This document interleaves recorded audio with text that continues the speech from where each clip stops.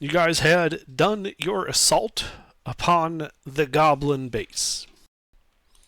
Having fought your way through the front gates, protected by trolls and goblins, fought your way to the keep, and decided on a two-pronged assault where you guys attacked from the bottom and the top, shattering the defenders and eventually confronting the large enemy ogre.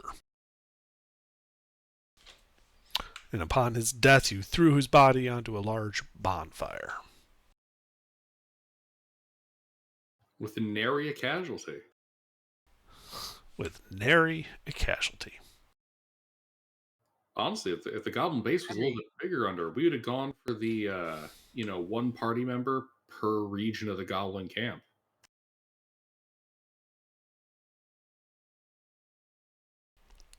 So there you stand.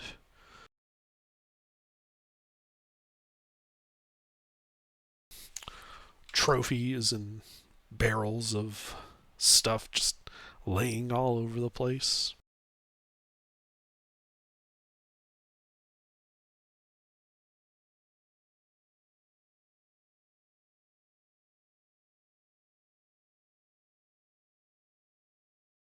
Now, to be clear, this is the layout as you've discovered it of the Goblin Tower.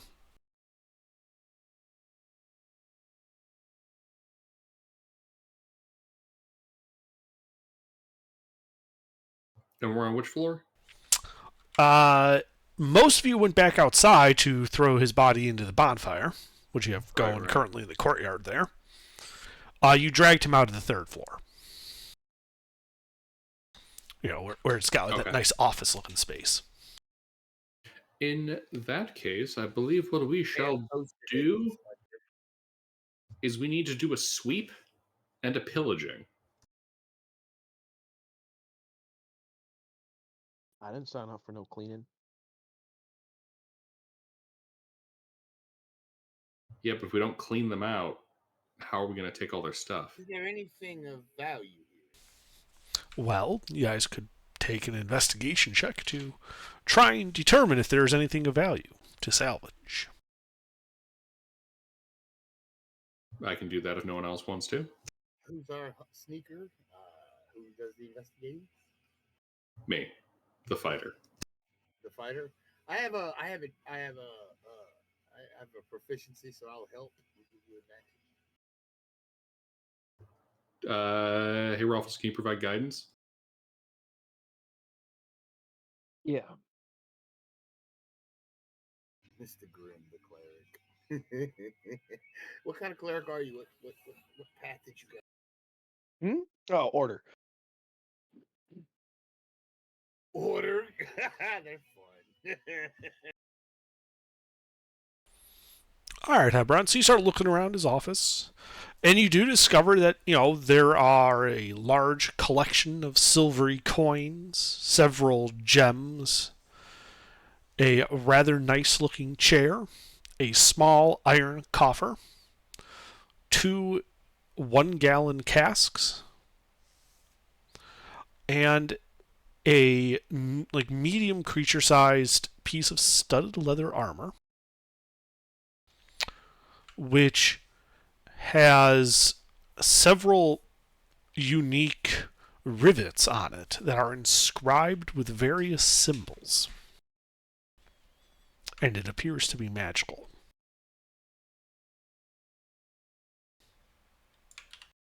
Mm-hmm. Could you describe how that thing looks again? Yeah, one second.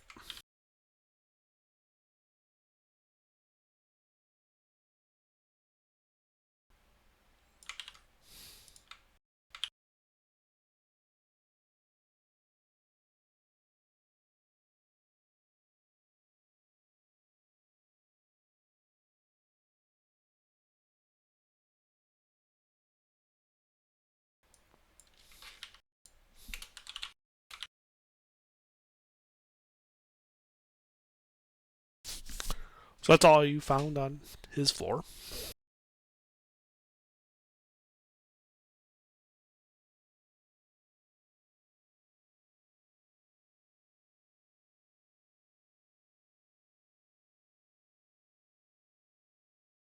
I call the studded armor. Don't you wear plate? No, I'm a rogue. Why would I wear plate? Fuck. Depending on the kind of magic armor, we might want to actually save that for Sleuth, given that he's our ranger.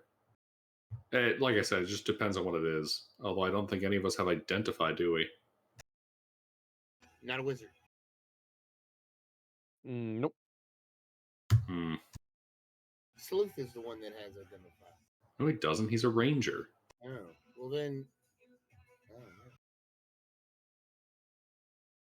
Give me a second. I'll add up the silver here.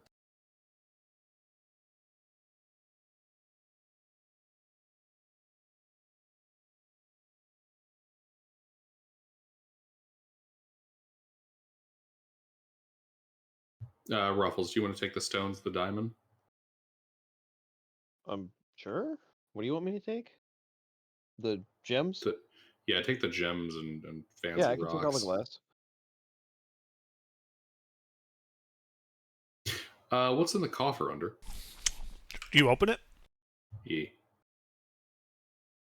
Why would an ogre know how to set a trap on a box? That's ridiculous. Their fingers are just too saucer shaped. And we got 2 casks too. 2-gallon casks. So you open the coffer, which contains a set of caltrops.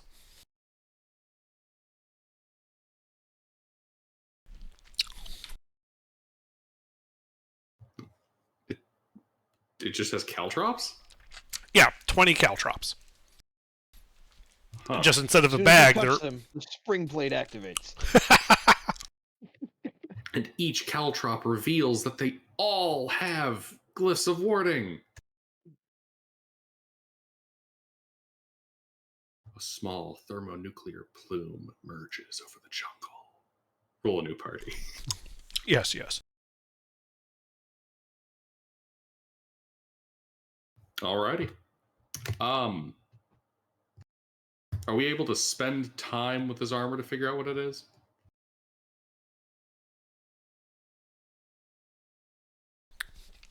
Well, it would take about an hour and require you to attempt to attune to it. Yeah, fuck it, we ball. Giuseppe, Yes. we volunteer you as tribute. Okay. What am I doing?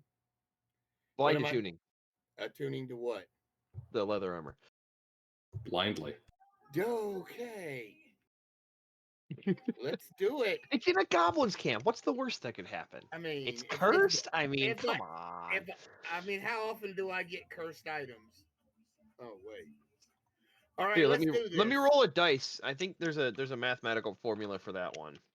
I do get. Yeah, you're right. All right, I'll put the armor on.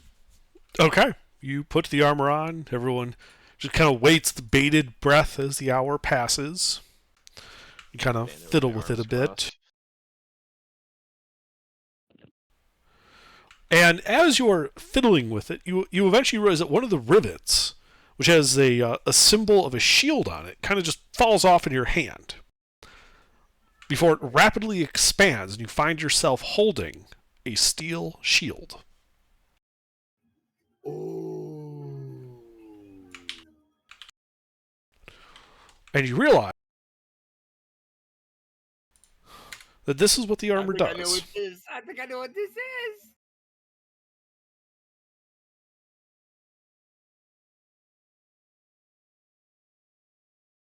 Look at that shit. An armor of many things? Technically, it's called the studded leather of useful items. Iron spike, a mace, a padlock, a tankard, a dagger, 20 feet of chain. 10 feet of chain and 2 5-foot sections. No, it's 2 10-foot sections of chain. Oh, okay, cool.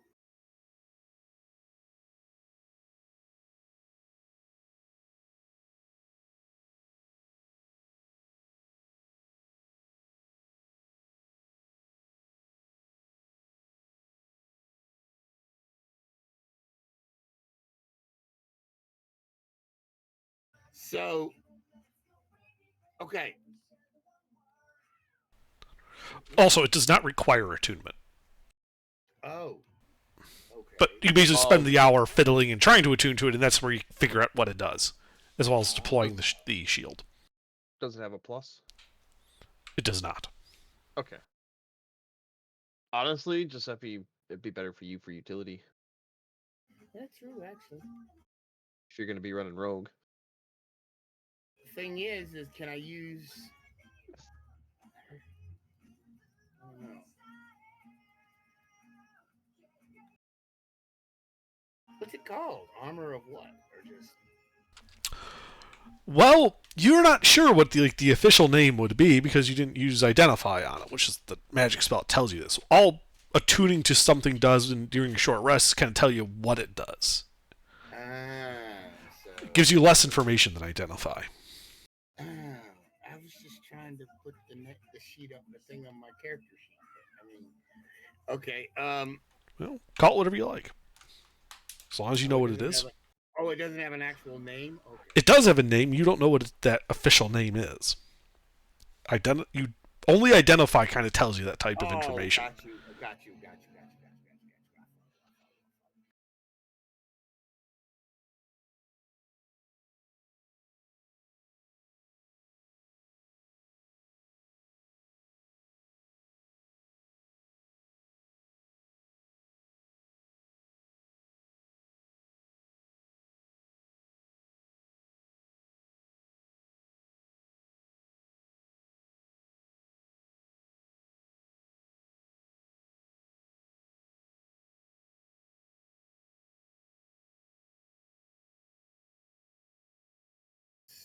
So I got a question, though. Could I... Like, it's got a broken longsword rivet. Could I have that fixed? You think? Well, like when you're looking at the rivet, it's not that the rivet is broken. It's just that the symbol inscribed on the rivet is that of like a broken longsword. Like it's got like a little image of like the sword of Isildur before it's reforged. Oh, okay. I wonder if I can modify these or add to them or change them a bit. I don't know. I have to find out. But right now I got it on and we're going with it until I can identify.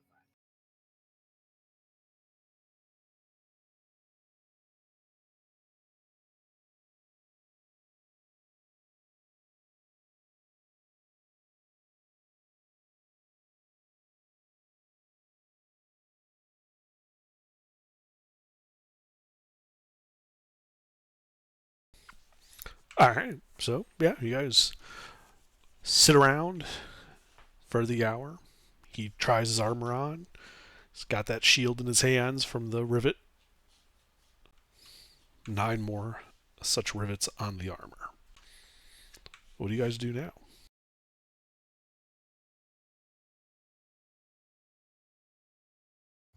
Wait. It's got 9 more shield-looking rivets? No, it's got 9 remaining rivets total. The longsword, caltrop, 2 different chain ones, a dagger, iron spike, mace padlock, pewter tankard. Oh, so I can't put them back on it when it comes off. They won't. Correct. Yeah, like you pull the rivet off, the rivet turns into the shield. Oh. So you've got a steel shield in your hands. I wish I'd have known that beforehand. Damn. Oh well. We need to get somebody that knows identify or something. Because I lost a perfectly good shield I could have used in combat. Now I can't put it back on there. Well, you still have the shield. Well, yeah, but And It's you with a didn't pick which rivet. one. You didn't pick which one fell off. Under. yeah, under did. Yeah, I know. But if we knew it, but it doesn't shrink back down. Is what I'm saying. Correct. It does not just shrink back down.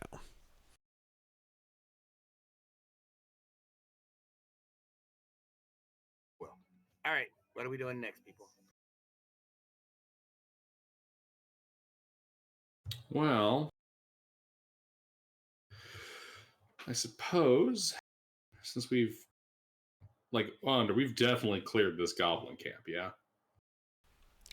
Well, you're not being attacked. Like, yeah, you've killed all the goblins. I don't know what you mean by clear. Like, there's still the barricades, all the mess. You know, it's not like it's in pristine order. Gotcha. Good point. In that case, since we've looted the main structure, I guess we'll just head through the circular area of the camp as we head out, check all their tents. We're making sure that they don't have any hidden stores in camp, any prisoners, or anything like that. Sure, we mean another investigation check. Guys, can I get assistance and guidance and all the good stuff? Yes. Yep.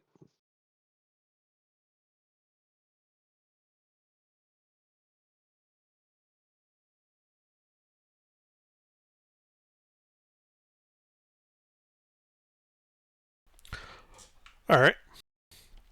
So you start checking through it, and every once in a while you find a bit of silver, a nice barrel of Perry, and over the course of a couple of hours, you just make your way through the camp. You don't find any prisoners,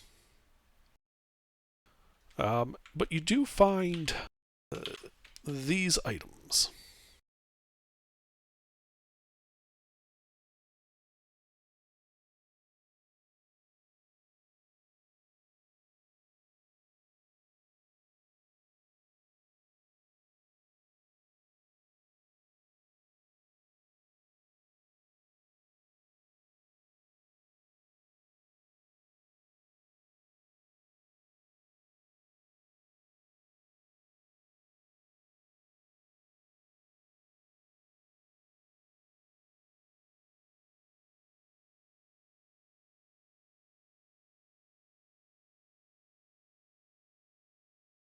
Alrighty.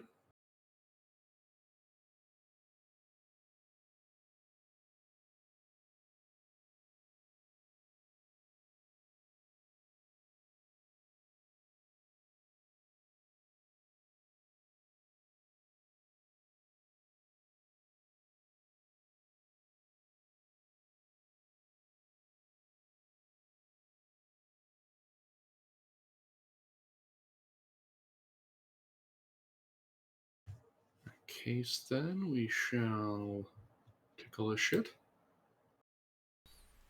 As one does.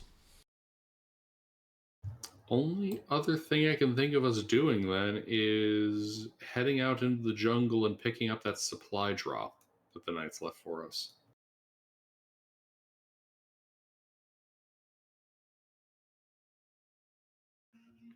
The other stuff. Wow. A frog set.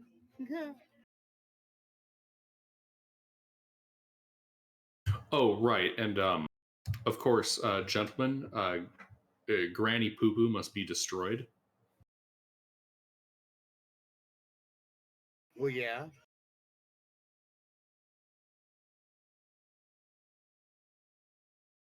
So do we head straight there, or we head back to town, or what are we doing? Well, we have to go and find the supply drop the knights left for us and then go speak to the knights. All right, where's the supply drop? In the jungle. Well, that's specific. It's to the south. I'll guide us to the approximate area. All right. Well, why don't you go ahead and make a survival check? As it's a little bit in the afternoon. You guys head back out into the jungle, heading south, trying to find these where the night scouting party had died.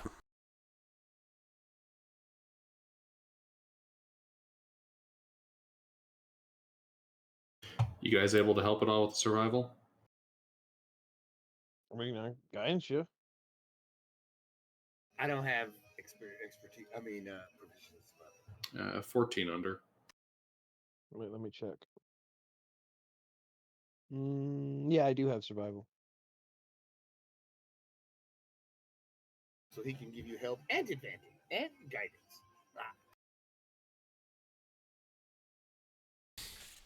Okay. So you start making your way south. Bugs and vines attacking you.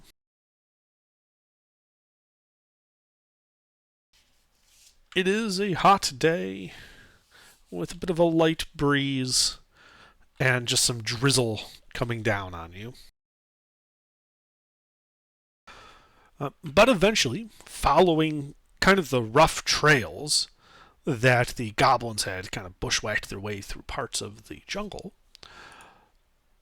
as evening approaches, you find a broken camp where you can see a couple of torn up two-person tents, several dead humanoid bodies dressed in the same type of chainmail you saw the soldiers at Fort Vengeance using,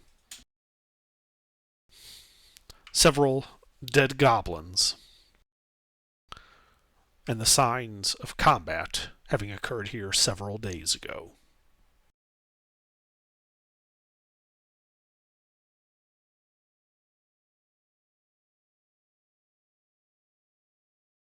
All right, we'll check out that camp then.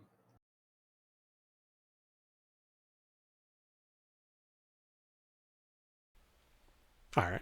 Well, give me this will be another investigation check as you guys begin looking through the camp.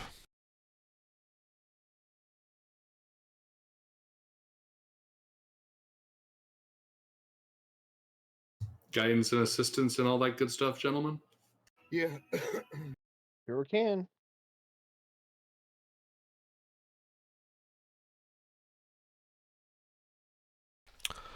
So, you notice that there is like a section between the two tents where they like piled up a couple of crates and some other types of supplies. And it does occur to you that it is unusual that the knights apparently died. And while unless the goblins all died themselves, it would be unusual for the goblins to leave this much loot just laying around.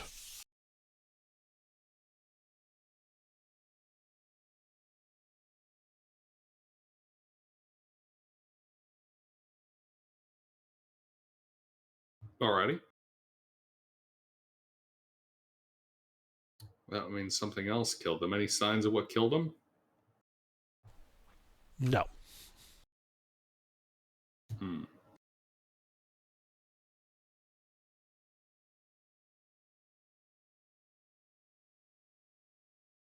Well, we'll loot the shit then. Okay. So you walk over, start opening the crates. You can see the promised crates full of alchemist fire.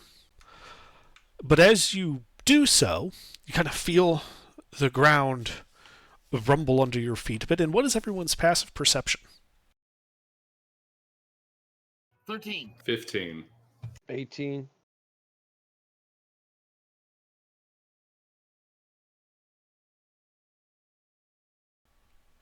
Well, he got a 16 on his stealth check. As skeletal hands, goblinoid-looking hands, begin crawling their way out of the soft ground underneath you. And you guys should roll initiative.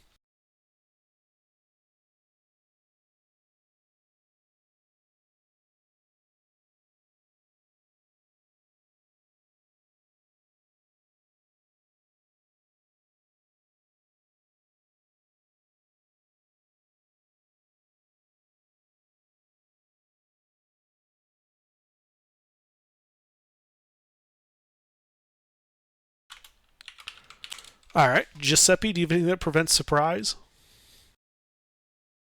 Come on, give me the right feet. What feet do I have? Yes, I have the alert feet. Yes.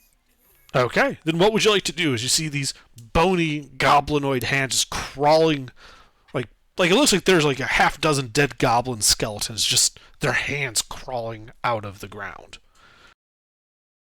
Oh, well, this will be interesting. Cleric. I'm going to do some smiting, I guess. That's what I do. So I'm gonna walk up to one of those. Can I hit it? Is it far enough for me to smack it? Yeah, it's a melee with you. It's a melee with all of you. Like, you guys walked over to this pile of loot, and then these hands came out of the ground and started grasping at you. Yeah, Yeah, well, let me smack one of these things and see how he likes it. All right, roll to hit. Okie dokie.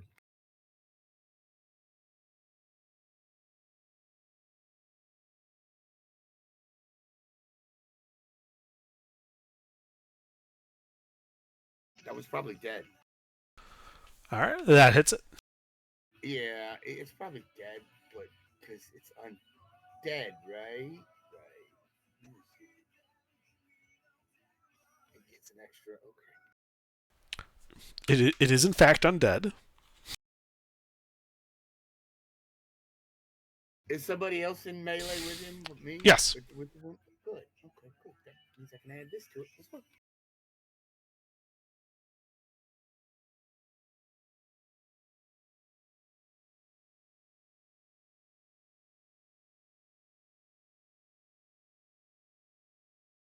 .7 points of radiant and piercing damage. Yeah. So you just obliterate that one hand you hit. The other hand's all rattling their bones menacingly. Bastards. That's all I got. All right. Hebron, do you have anything that prevents surprise? No. Then you are surprised. Oh no. As the ground sort of erupts, as you realize that these hands are all connected to a single mass of just like skeletal bodies of goblins. Ew. And it is going to smack back at you, Giuseppe. As it would. Does a 16 hit you? It does not. It will then turn and smack at Hebron. Does a 26 hit Hebron? long. Yes. It hits Hebron twice. Alright, it does a total of 21 points, a mixture of bludgeoning and necrotic damage. As you are grappled and restrained, the mound of corpses just sort of enveloping you. Oh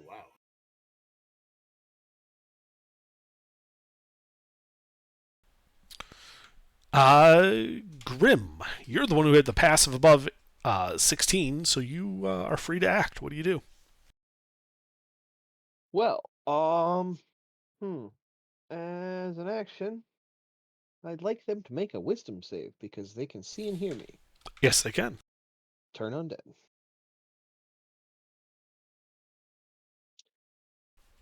A wisdom Wait. save. Yes. Finger slipped. Well, a 9 plus a 2 still isn't enough. Uh-huh. So, they're affected by it.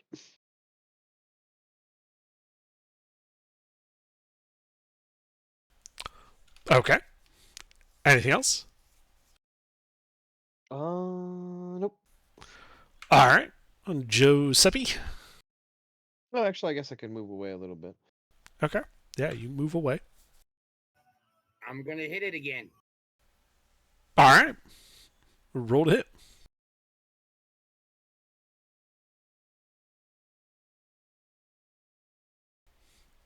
You miss.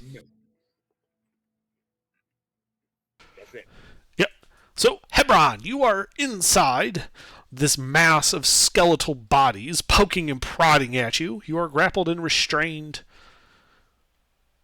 What would you like to do? Well, I shall draw my mace. Okay. And I shall do as all good fighters do. And fight. Okay. Roll to hit. Disadvantage from restraint.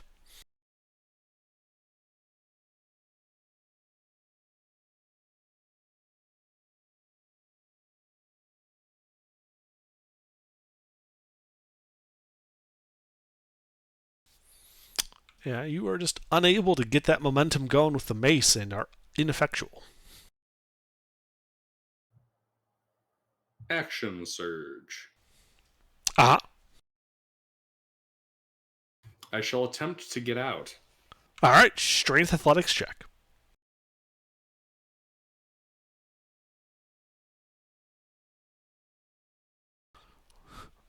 You also seem to be unable to get any like purchase, and it's like swimming in molasses.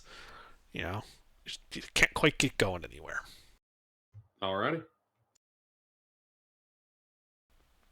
Anything else? No, that's all I can do. All right. Well, you guys having failed to hit it, it is still turned. So on its turn, it scoots away 15 feet, provoking an attack of opportunity from Giuseppe. Hebron is inside, being carried with it.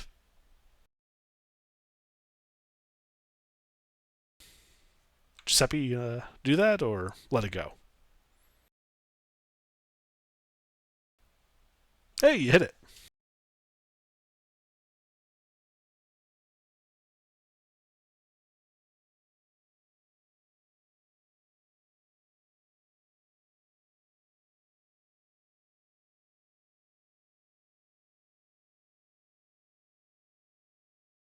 $18 points of radiant damage.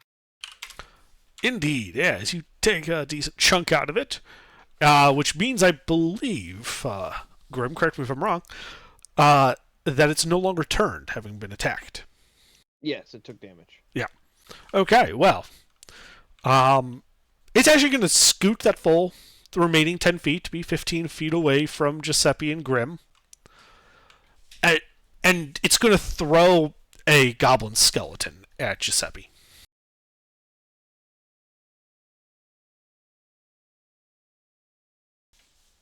Does a 24 hit Giuseppe? Fuck yeah. All right.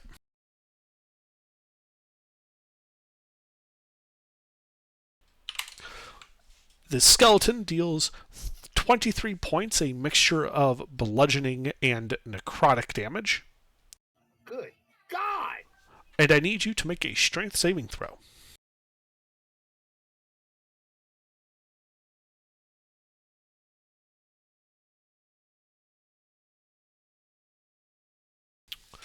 As you fail and are knocked prone by the goblin skeleton having been thrown into you. Dude, Jesus. It is. You may be done there, Hebron.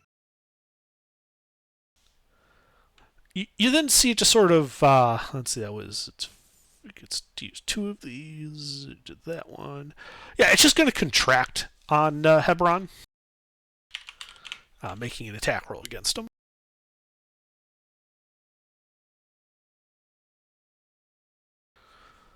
I'm assuming a 25 hits you? Yeah, that hits. All right. As several bones kind of jet into you, and you can see your blood being slurped away through them. I took no damage. This is necrotic damage. Oh. Do you have something that prevents necrotic damage? No. Okay. So, yeah, these bone spikes just dig into you, and you can see them just slurping away at your blood. And those of you outside it can see that there is some minor improvement to the structure of this bone mass.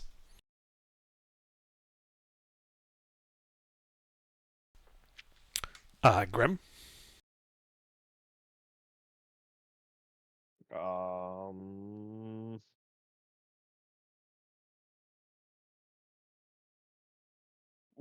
Yes, Sacred Flame. Dex save. Okay. How far away is it from me? 15 feet. Okay. I move back 30 and then cast Sacred Flame.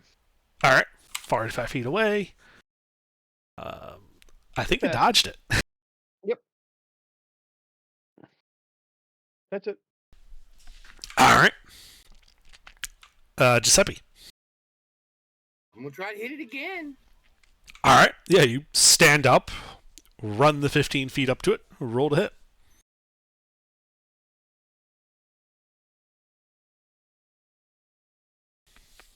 Miss. I'm done. All right, Hebron. Grappled and restrained inside of it. Climb out. It is okay. Strength athletics check as it is attempting to sap your precious bodily fluids. as you hear snapping of bone as you claw and pull your way out, landing prone right next to Giuseppe. I use the rest of my movement to stand up. Uh-huh. You can see like there's like broken bits of bone just like sticking out of you at all these different angles.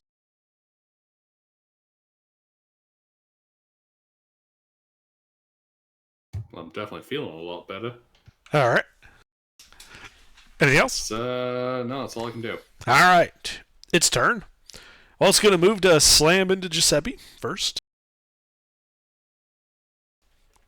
Does a 16 hit Giuseppe? No. All right. It then targets the other guy, Hebron.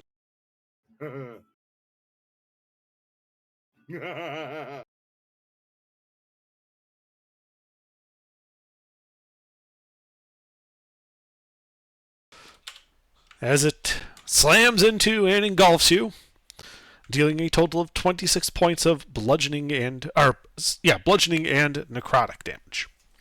I'm unconscious. Oh, okay. Yeah, I might have only 36 hit points maximum. Well, that's did take you to negative maxing at least. Grim? I mean, I only have 35, and you hit me. He hit me for 23. No deck save. Okay. I failed. Uh-huh.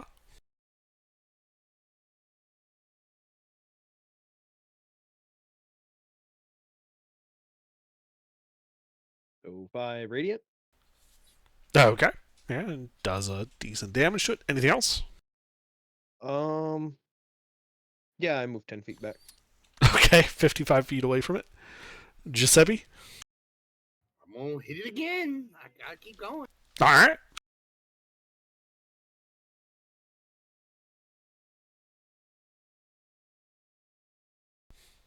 $16 hits.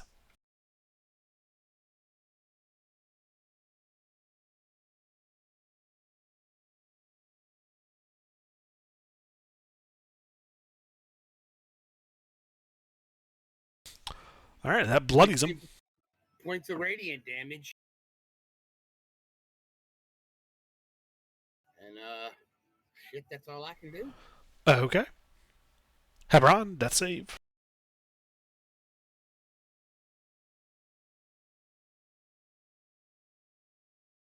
That's a fail. Yep.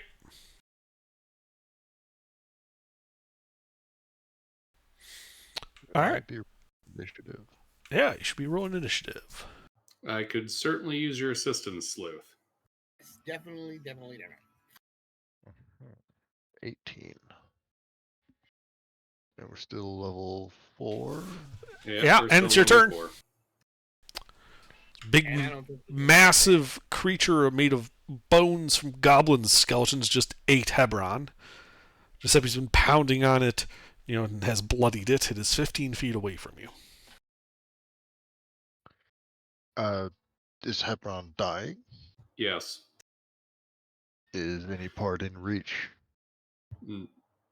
Probably not. Well, Well, I it's- keep getting eaten by it. 15 feet away. Like, you can see him, his unconscious body having been stabbed by a bunch of bones inside of this mass. Can I, stick my hand into was this a goo goblin? I missed that part. It is a mass of goblin skeletons having formed a single large skeletal ooze It's a mass bone creature. zone. Yeah. Biological doohickey, I see. Can I stick my hand in and tag Hebron with a cure wounds? Well, now that it is bloodied, yes, you can. Wonderful. Go off the spell slot and D8 plus 3. 5 health. All right, Hebron, you wake up still inside this creature with 5 hit points and a level of exhaustion. And I'm gonna go ahead and tell my Drake to try and pull Hebron out. All right. Have it make a strength athletics check. Does it being small have any disadvantages? No. This is not a contested grapple. It just has a fixed 60. DC, which it failed. It pulls. It just can't unstick him from all these bone shards digging deep into Hebron. That's my turn. All right. Well, this guy. Yeah, it's going to slam into Giuseppe for his first attack. 24. Yep.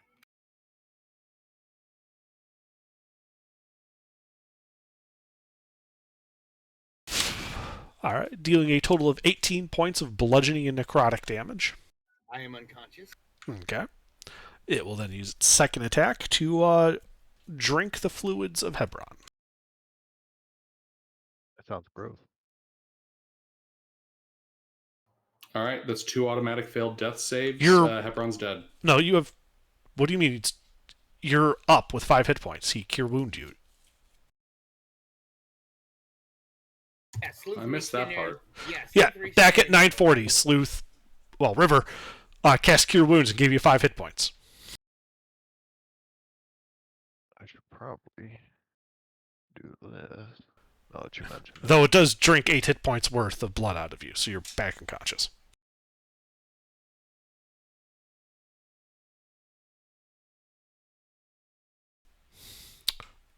Grim? Another deck save.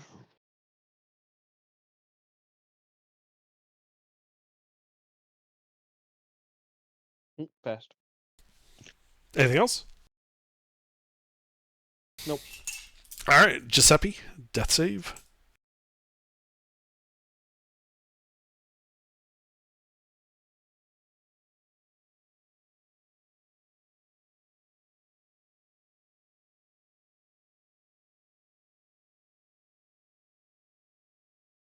Still a fail. Ah, Hebron, death save.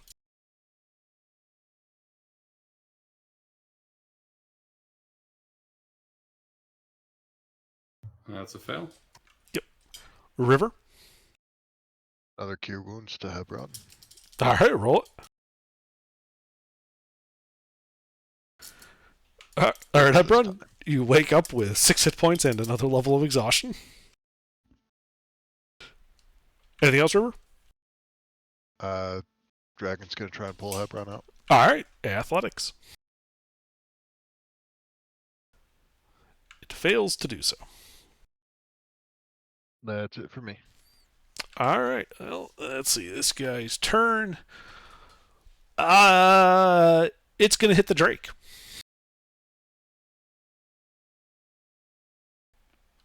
Does a 14 hit the Drake? 14 does not. Okay. It's then going to contract around Hebron. Oops, it's supposed to be plus 11. 25, I'm guessing hits. 25 hits. Drinking 8 more hit points from you. It's just got its nice little juice box up there. Grim. Deck save.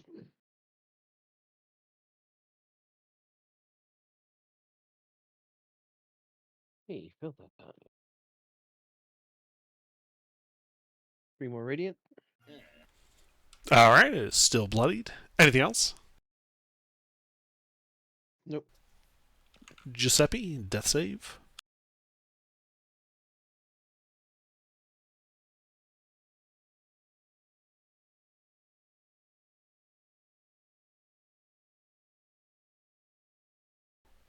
All right, it's a pass. Hebron, death save.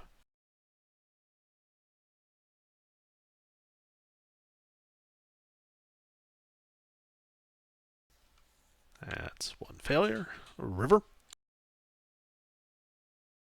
Hebron, you'll survive one of these. Cure wounds again. Okay. This is There you go, kind of 9. you should be hitting them on. All right, Hebron, you wake up with 9 hit points and another level of exhaustion. I really hope you survive this one because that was my last spell slot. Oh God.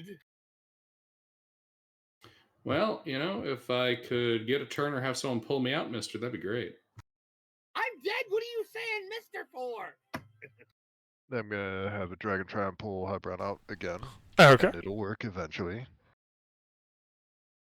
Not this time. It's not. I said eventually, and that will be my turn. Killed all our melee fighters. All we have left are the range guys. Okay. Well, on its turn, it is going to try to smack the dragon who keeps trying to take his juice box.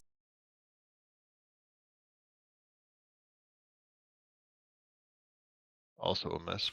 Yeah, squeezes down on Hebron.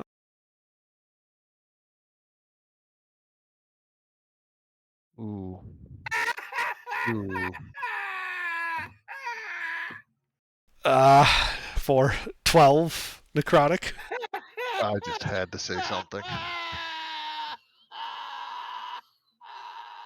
And that's it for it. Grim. I'm dying here. Deck save. Oh, You are.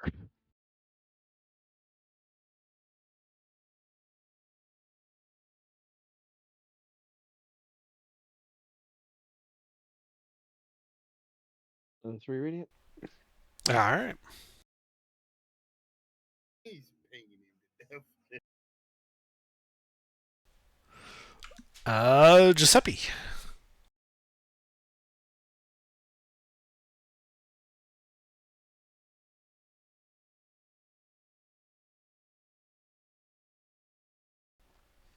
It's 2 passes. Hebron.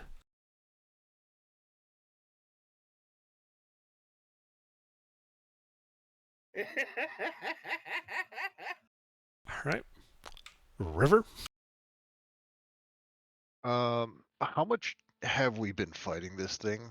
Like, has this fight been going on a long time before I got here, or is it just like... About 30 seconds. Yeah, it dropped Hebron Sleuth, quick. sleuth. What you've been experiencing is the entire fight ad nauseum. Yeah, it dropped Hebron quick. Well, yeah, Alright. it ate me, dealt a fuck ton of damage, and I can't not take damage from it. Yeah, I know. Me neither. I have to go before my dragon, so I'm going to back away. Okay. I mean, it's going to use its reaction to try to hit you. Yeah, I was gonna have the dragon try and pull Hebron out and then take the opportunity attack, but that doesn't work out like that, unfortunately. That hits by a little bit. Is it bonks you or 30 points of bludgeoning and necrotic damage? Hey, good news. I'm not dead yet. I mean, you gotta be close, because, hell, the 2 fighters took 1 hit like that and was damn near dead. Yeah, I also have a D10 hit die. I went from full health down to 2. Yeah. I know, And right? how hard is this thing to hit? Like, do we know?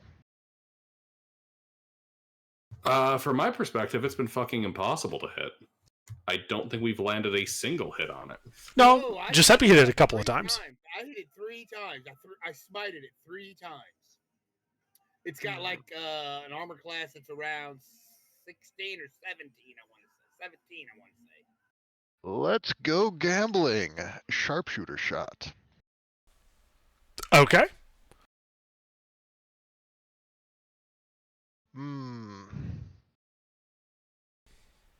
Yeah, you missed.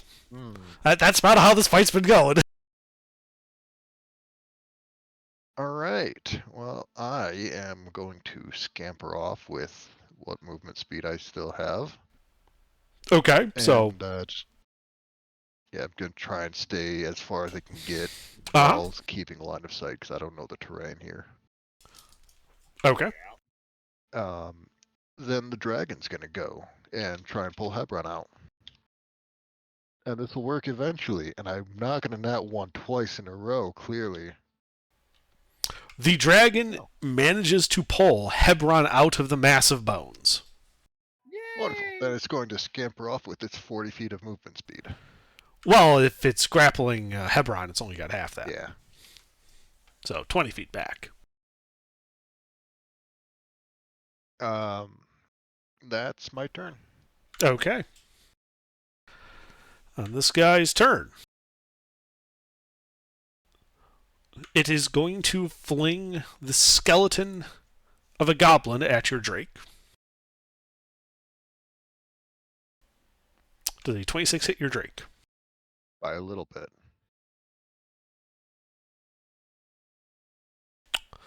The hits it for 25 points of bludgeoning and necrotic damage. And the dragon explodes into magic or whatever it's made of. I don't actually know. Mm-hmm. Mm-hmm.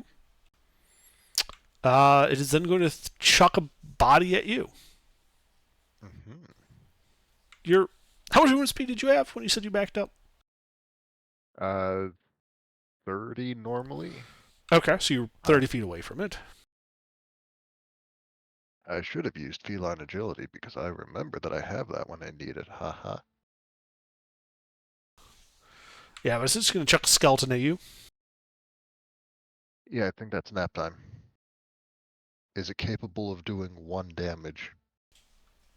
Yeah, what's your max? 32. Okay, it does not instantly pulp you with this. It replaces my skeleton with a goblin skeleton. Uh-huh.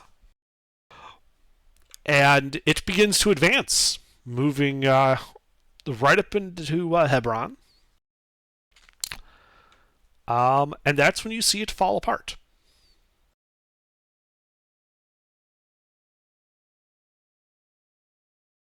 What? And Grim, you see standing amongst these bones, with a staff with like a gourd rattler on it, a mask made out of a skull, and what looks to be golden dagger in its left hand. This goblin shaman just kind of sitting there, furiously shaking his staff like, come on, come on, come on, come on. I mean, But What? you got the feeling it only lasts 10 rounds, and that was the end of its 10th round. we won a war of Can I attrition. thematically cast Hold Person on this guy? Yeah, you could try. I don't have spell slots or the spell Hold Person. I mean, I have nothing, but. we Oh can- wait, hang on.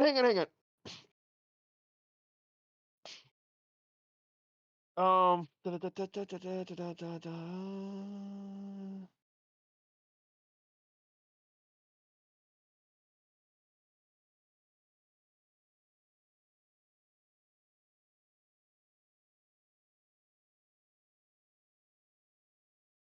I can, and I do.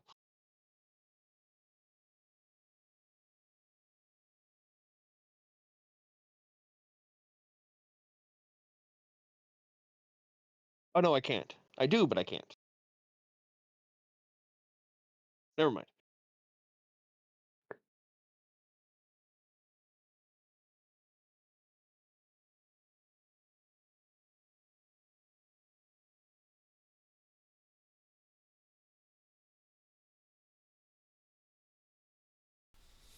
So what do you do on your turn, Grim?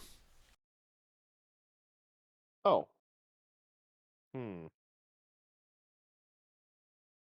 Well, I call out in Goblin. Surrender? Goblin looks up after shaking its staff, looks at you, looks at your 3 unconscious compatriots. How about we call it a draw? I go that way, you go this way. We pretend this never happened. All right. Leave the camp alone. Sure. The human camp. Which one? The big one on the river. Okay.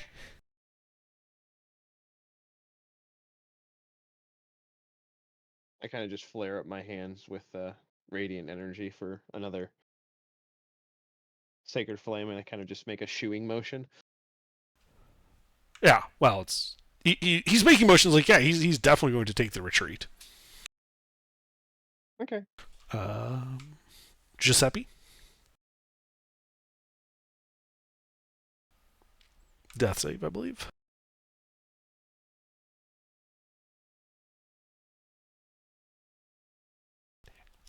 Alright, it's a success. Hebron, death save. That is my third success. Ah, you stabilize. Excellent. Hebron succeeds. River. River also succeeds. The shaman is going to reach into its pouch and pull out this black-looking, like gourd, like it's almost been burned like charcoal, Mm. and he throws it down at his feet, which explodes in a large cloud of smoke. Ninja vanish. As the smoke begins to clear, you can see 20 feet away the backside of his goblin as he's hauling ass towards the trees. But he wasn't quite fast enough to actually get into cover. Preferably shoot him in the head. Grim?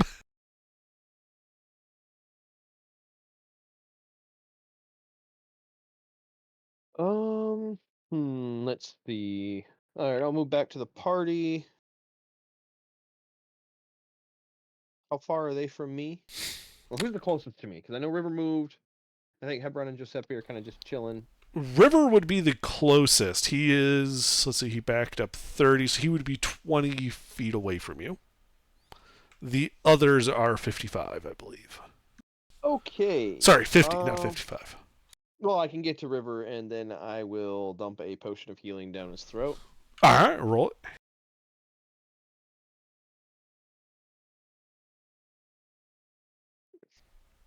Alright, River, you wake up on the ground with 7 hit points and a level of exhaustion.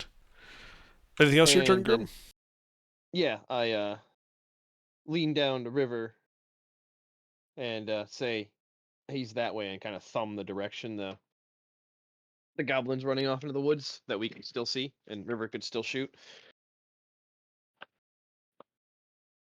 Because, I said he could go, Mm-hmm. and I'll happily let him go.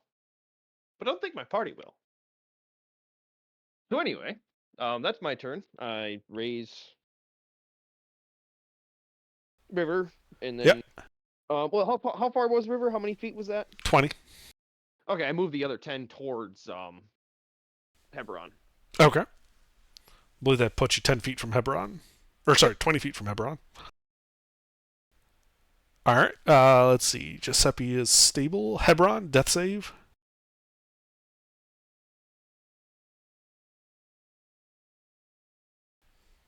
I believe that's 1 pass and 2 fails now. Something like that. Alright. River. Can I hand off like my yesterday's good berries as a free action, or does that take a full action? Just to give. I them have to go potions of together healing, with don't them? worry about it.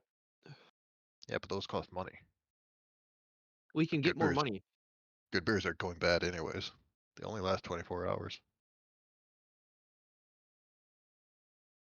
You would have had to have done it in my turn, and you would have needed a turn to do it, so it's fine. Because I already moved away. All right. Are goblin shamans known to be much tougher than regular goblins? Or are they just magic? You don't see him wearing any armor, and he looks just as scrawny as any other goblin you've seen. Perfect. I'm gonna go ahead and take a sharpshooter shot at that goblin. Okay. Roll to hit. Let's go gambling. Surely I won't net one again.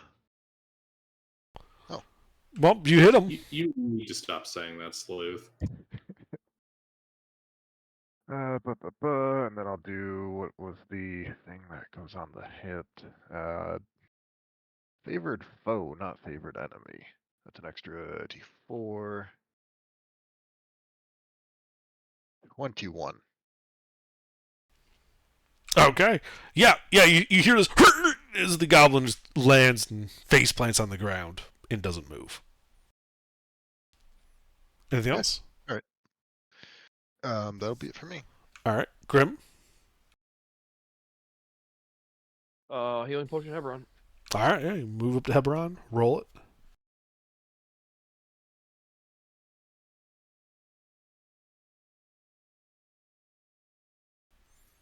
Hebron, you wake up with 5 hit points and another level of exhaustion. Well, I'm fairly certain I die. What? 6 levels of exhaustion.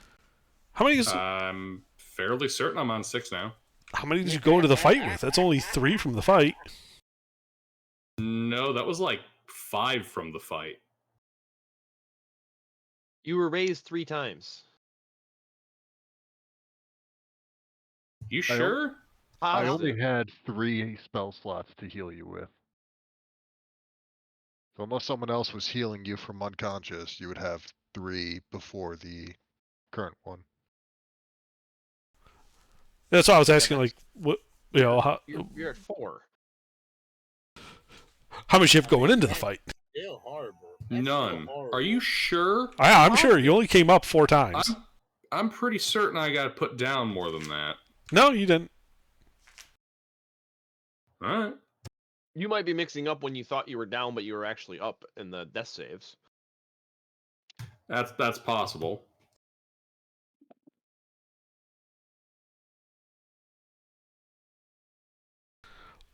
Okay. Giuseppe is still stable. Hebron, what do you do, if anything, on your turn?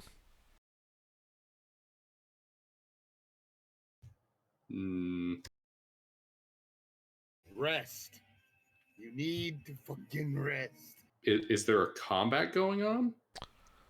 Not that you can tell. Goblin got shot, laying face down on the ground 20 feet away.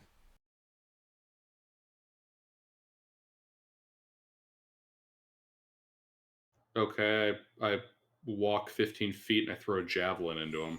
All right. Well, roll to hit with advantage. Just for shits and giggles? My brain is potatoes after last week. Is this the zombie force or is that on the Monday campaign? This is the zombie forest. That hits. Roll damage. Start a fire.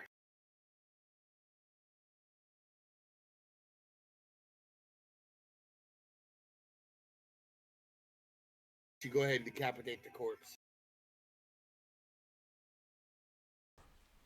Well, you hear as it slumps a little bit more as you realize it was, in fact, raising as a zombie before you staked it. Good job. Now you guys are out of initiative. I'm going to spend the next few rounds of combat getting turns in and just stomping on its head. Okay. Dead. Yeah, but it could be more dead. Yeah, Hebron had to put up with that fight, so he's stomping on the corpse. Okay. I Fair imagine enough. it's quite therapeutic.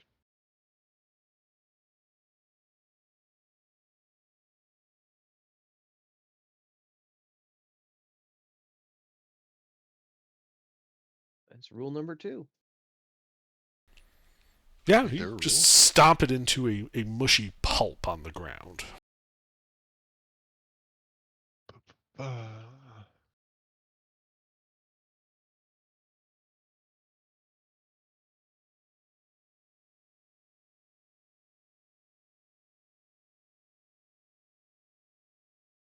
Rule number 2.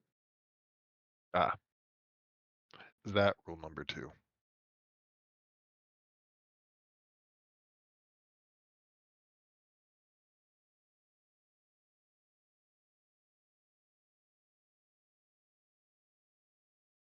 I'm gonna, while Hebron is doing some self-taught therapy, I'm gonna go ahead and get my Drake back.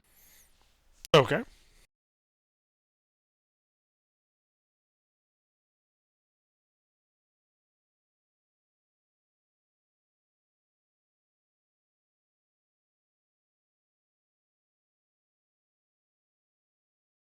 Well, I think we need to take a break. I think we need to take several breaks. Yeah. But we, Yeah, I can't do anything for 5 days. We probably shouldn't do it I this close to a former We can goblin load you in the position. wagon and head back to town. But we got to go meet those knights. We did destroy the goblin camp, right? We Yeah. did. we took care of everything there. Yeah, we got all that. Now we went and picked up the secret bounty for the knights. Now we're going to meet the knights, right? Gilbert? Yeah, Camp Vengeance would be the most logical point to return Yes, to. I don't that's know where how we're far away going. we are. Yeah, we're going back to Vengeance. Yeah, so well, you can get. You don't have to So- walk. You can Oh, load up the what wagon. was the loot from this camp before we got jumped by this dude? Well, you had just And- started looking when he got jumped. But as you go back over to the area and start going through the crates, here, I'll type it up. Yeah, include whatever that goblin has on him too. 'Cause we'll probably search him as well. He seemed like a goblin wizard. He's pretty little stick.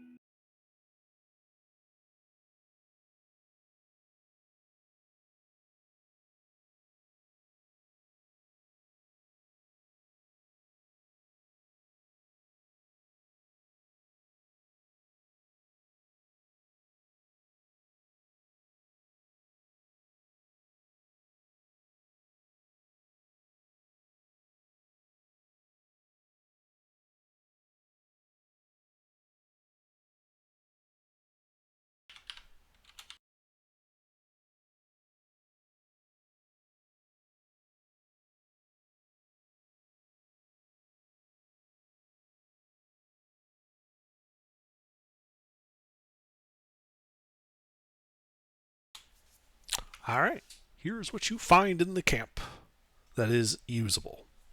Ooh, Gilbert, look.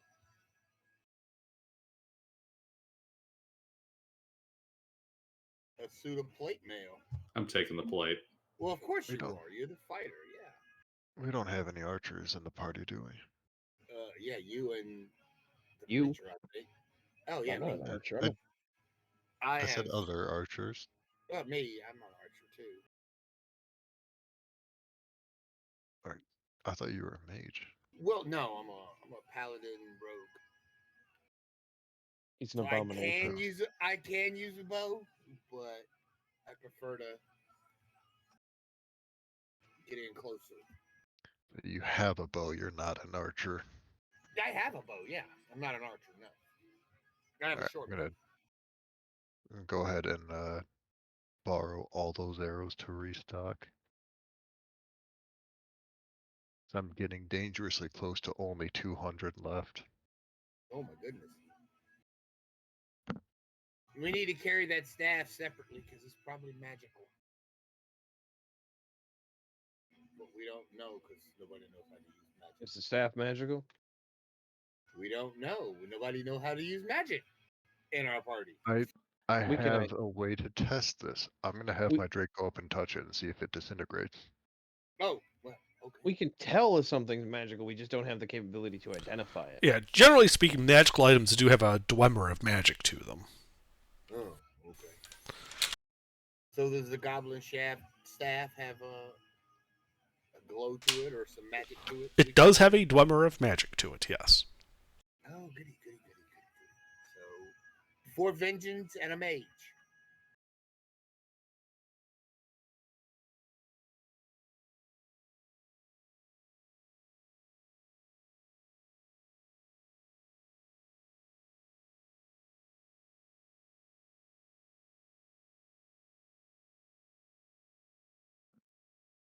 So, we're done looting camp then?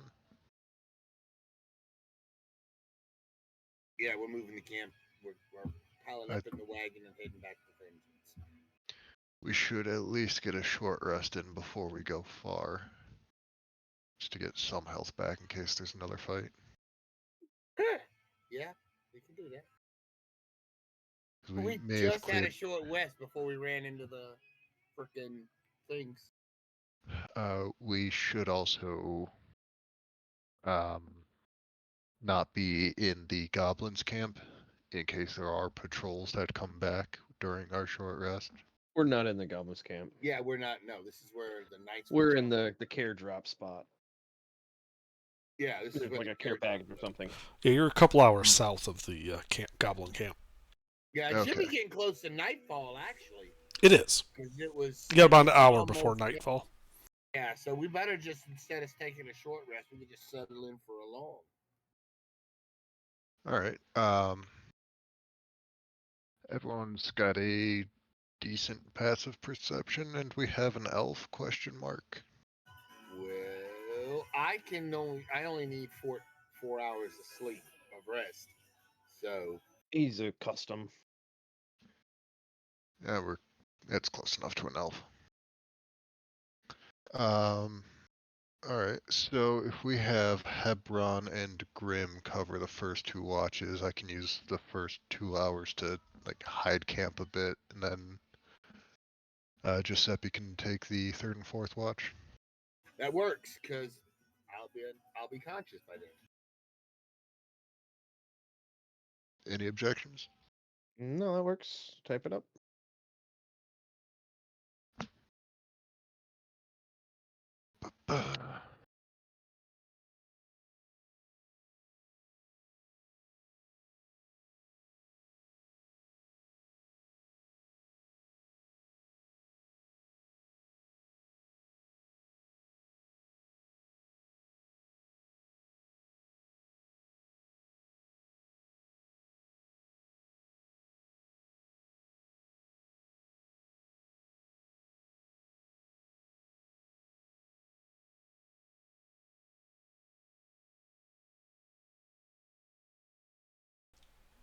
All right. Well, the hour to nightfall passes without incident. And the night is especially quiet. You notice that even the bugs seem to be quiet this night.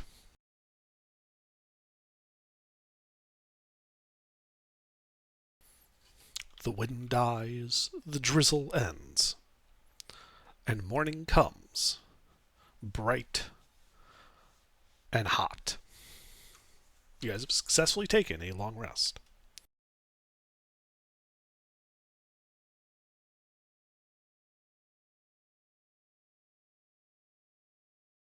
I'll go ahead and cast good berries, give everyone one for breakfast, and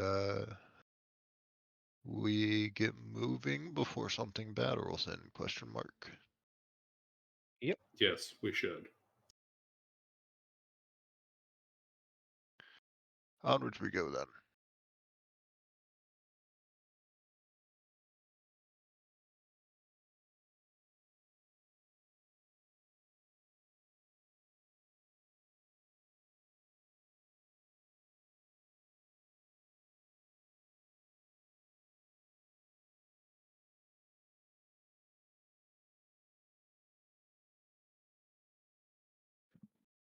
I will be back in a minute.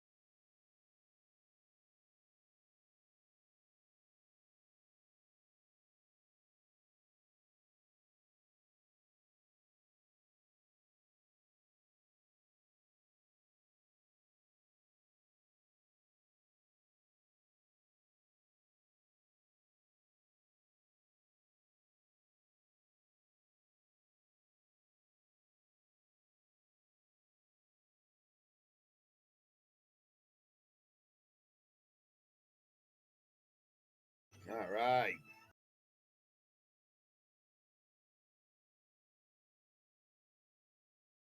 So we get back to Fort Vengeance and get the stuff we have identified by a wizard if they have one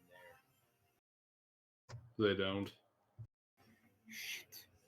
We have to head all the way back to town. Damn, one of y'all need to die and respawn as No. a wizard. You want to die, mister? You throw your character away. Well, technically, Giuseppe can always come back as a wizard. It'll still be Giuseppe. Yeah, exactly. You want a wizard so bad, you do it. I mean, I haven't played a wizard in a while. Normally, I'm stuck with healer.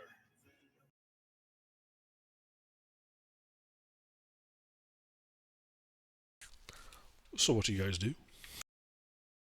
Go back to Fort Vengeance. We're going back to Fort Vengeance. We gotta tell them we found the care package. All right. Well, go ahead and give me a survival navigation check. I can make it. Wouldn't it be better for our ranger Actually, then? River Yeah. and I have the same role. I can help Oh. River.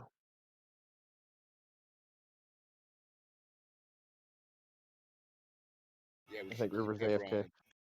Yeah, I think so. We should definitely keep Hebron away from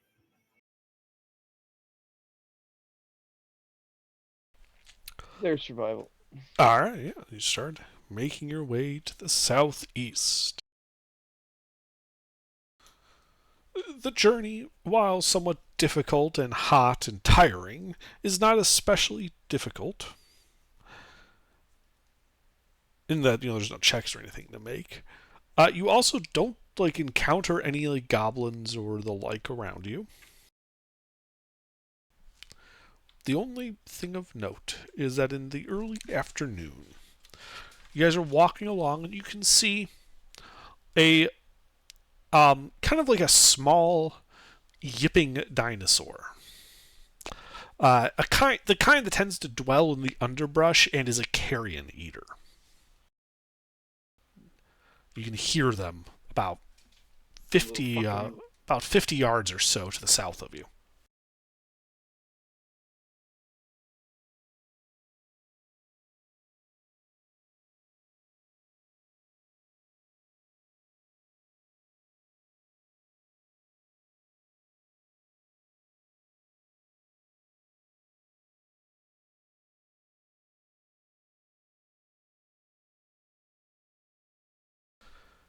But if you guys just continue on, then Yeah, I was gonna say, as No,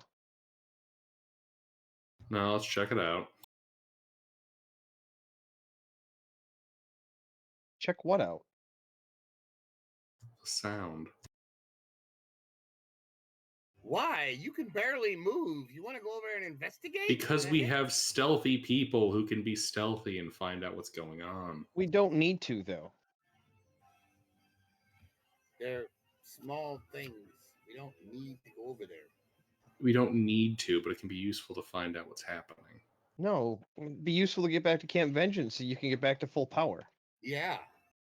Yeah, 15 Stopping minutes and stealth checking check. every little thing doesn't always pay off. We can ignore Yeah. it, Gilbert. We can ignore it. It's okay. Yes. We can ignore it. Head back to Camp Vengeance. We're just going back to Camp Vengeance, Gilbert. All right.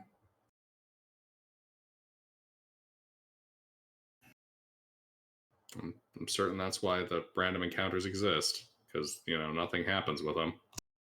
Yes, but see, the thing is, It's a random encounter, not a forced encounter, Gilbert. yes, we can avoid it if we want. Did you fight every goblin patrol on your way to the goblin camp? Yeah. Well, that's just you're a battle junkie. You're a murder hobo. You say You like just wanna you say that kill like it's things. you say that like it's a slur. You just want to kill things, break stuff, ruin Under's perfect game. All right, we're moving on to Camp Vengeance. What? I The don't know. fuck was that last I don't point? know. I just said random shit just came out. I my work of art ruined. don't know. Just wanted to rub it in more.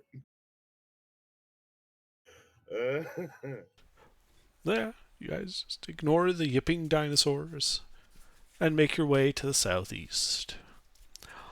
With the last vestiges of light, you can see ahead of you the fork in the river and the hastily repaired walls of Fort Vengeance. You think they could use a bigger marker than a fork? I mean, at least a spoon would see you could see it better. Yeah, it'd catch the light better. I know, right? It's larger. But yeah, you guys approach. You hear some yelling. It sounds like the guards are yelling, "Hey, those adventurers are back! They're not all dead! You owe me 20 silver!" I've fallen for the classic blunder. I believed for more than 3 seconds that come up and say hi would be only like 2 minutes.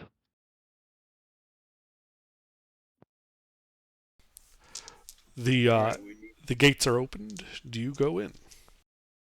Whoa. Yeah. We go in, right? Yeah. No, we wander off in a completely random direction. Okay. No, we go in. Well, and make we're sure we going split in. the party while Open we're the at it. gates and we skip the cutscene and then turn around. Yeah. Accidental. You accidentally click in the mini map instead of the real world, and your guy goes running off in some direction. Damn it, we fast traveled again. We're gonna hit the hidden. We're running in the middle of the cutscene. I hate it when that happens. We're gonna hit the hidden chest underneath the forge.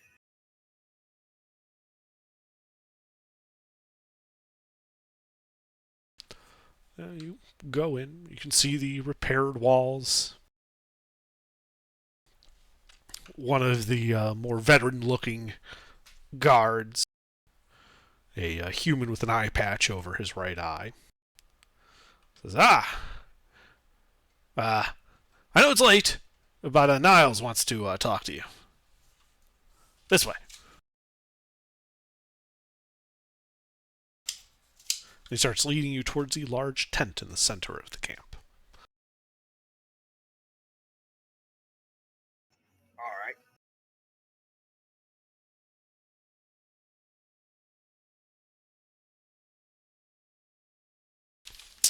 And he leads you in. And there you can see, dressed not quite in his armor, but just like the padding underneath it, the gambeson. And talking softly with the priestess you guys brought here.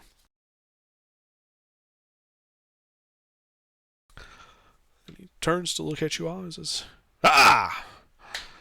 you've returned. Tell me, were you successful in dealing with the goblin menace? Holds up ogre head.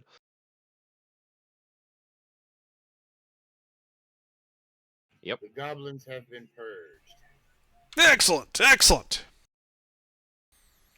That's a load off our mind, let me tell you that.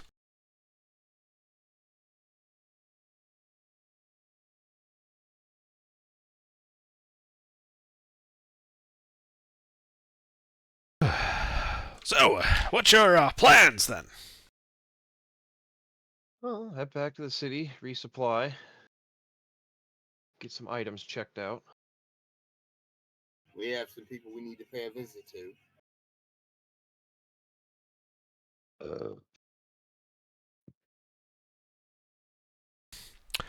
Well, be sure to spread word of how you conquered those goblins.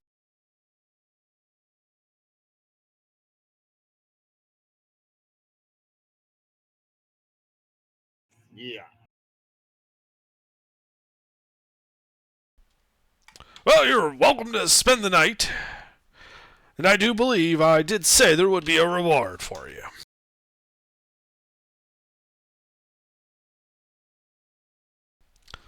As he pulls out a small iron-bound chest and kind of pushes it towards Hebron. There you go. Let it not be said we don't pay well.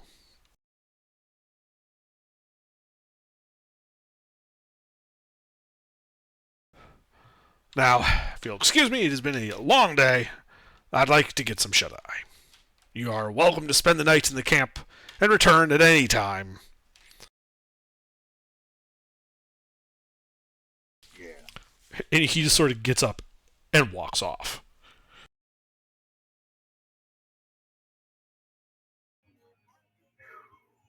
All All right.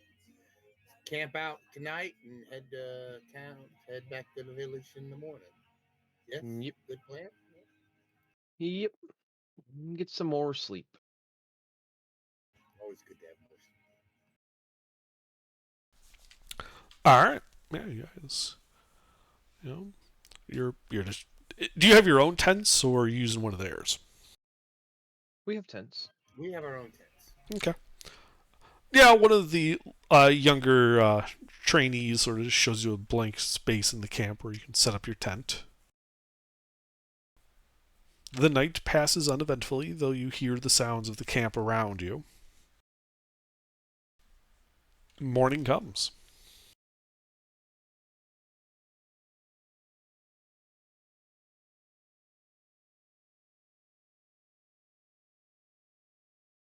Oh, we can get on the boats. Row our boats. All right, yeah, you get your boats. Start heading down the river Soshin Star. I'll need a survival navigation check.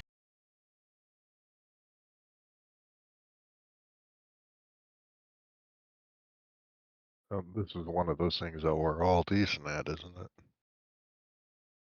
Yeah, you and I'm I are too the tired highest to with do the it same well. score. I'm pretty sure you're an 8, right? No, I'm a 5. Yeah. Are you not proficient? I am. Wisdom doesn't give rangers a whole lot. Oh, right. That's with the wisdom buff that we got. Yeah.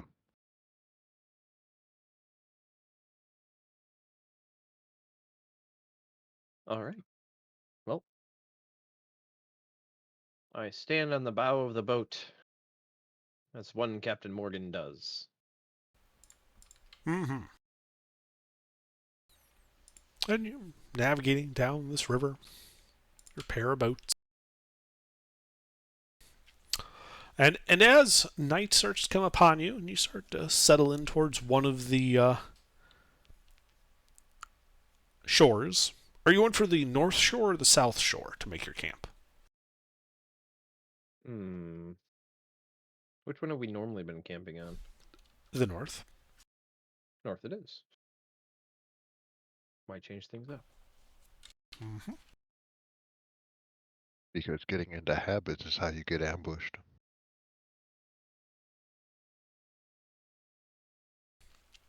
Yeah. And as you guys are kind of dragging your boats up, beginning to make your camp, you realize up in the tree that what you thought originally were birds, as they begin moving in the twilight, and then more and more of them, you realize it is in fact a large number of bats.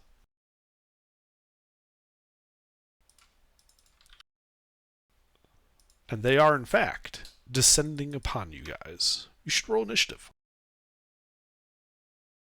How many long rests? 2. Yeah. I mean, that's not That means you're down bad. to 1, Gilbert. That's not bad at all. No, Yeah, it's not you're just bad. half speed and ability checks, so he should be all right. Is that 2 counting the one we took right after the goblin camp? Or goblin fight? Yeah, it was Yeah. Goblin Fight and then Camp Vengeance. So just 2 Yeah, so I'm half speed and disadvantage. on abilities. Your attacks and stuff are fine. Yeah, but the half speed is gonna hurt. Yeah, Not but they're really. He bats. They'll doesn't come to really- us. I know. Yeah, he doesn't have to move. He just pulls his mace and waits. He's Like gonna playing be baseball. yeah, he's gonna be Babe Ruth. Oh right, sorry. The mace is just for skeletons. I know what that's like.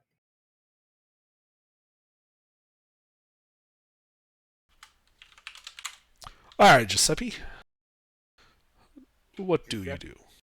Are the bats in range? Oh, I can. How far are they? Yeah, they are in range. Like you guys probably didn't like bats are bats. You didn't think they were hostile right up until they started trying to come down and start biting you. Ah, good. So I will swing and hit a bat then. All right, roll to hit.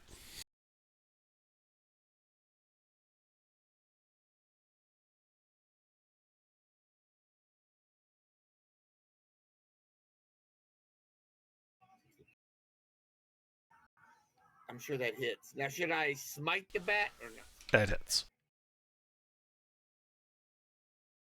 Should I burn? I'm gonna burn the bat. Fuck it.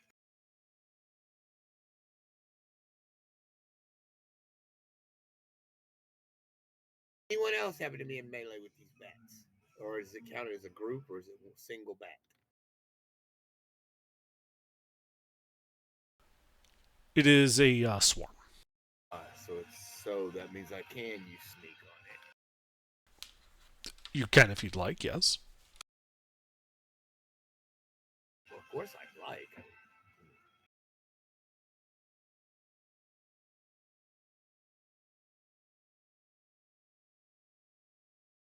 14 points of radiant. All right, yeah, you hit that bat, which basically vaporizes it, and the bat behind it, and you finally hit like a third bat, which goes spinning off into the darkness. And like a few seconds later, you just hears ploosh as the body hits the water. All right. Anything else? No, that's it. I'm done. All right, Grim.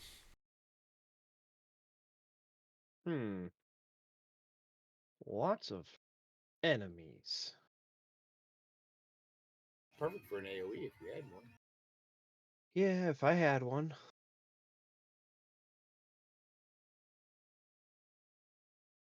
I only have level 2 spells. I don't have one.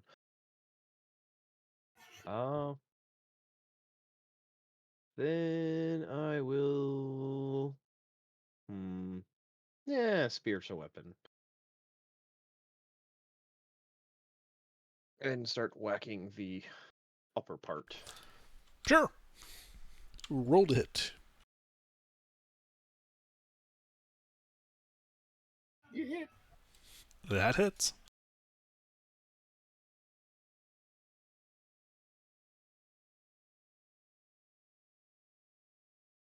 Well, force damage. All right, yeah, as you eliminate several of the bats, their numbers are greatly reduced from what they were. All right, and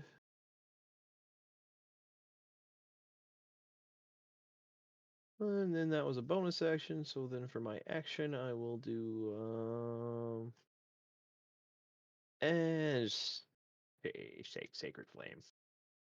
Deck save from the swarm.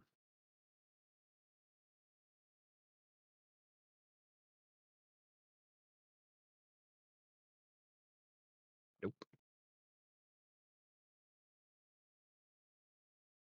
3, a little bit more radiant. All right, yeah. A couple more bats are eviscerated. That's it. Yep. The bats descend and begin trying to bite.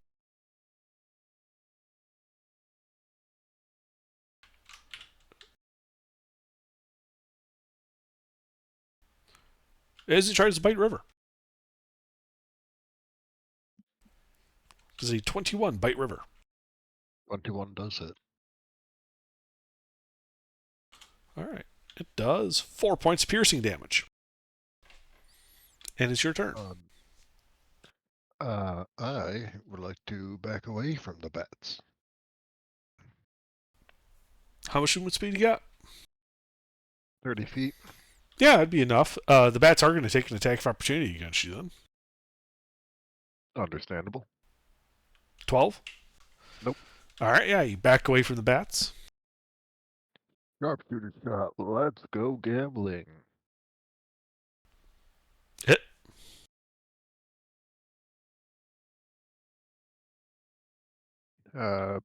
Favorite foe.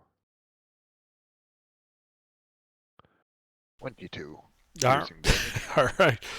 So you're like lining up your shot on these bats, and as they're kind of swarming around, at one moment they form like this really nice line, and you just let it fly, and you hear thunk, thunk, thunk, thunk, thunk, and Hebron just sort of just catches it in his arm. This like full length arrow, just a half dozen bats just shish kebabbed on them. Well, we have dinner.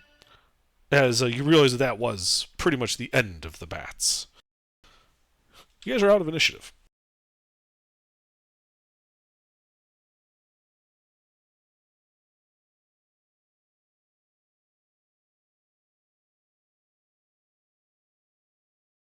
Probably get and check in with the cleric when we get to a town.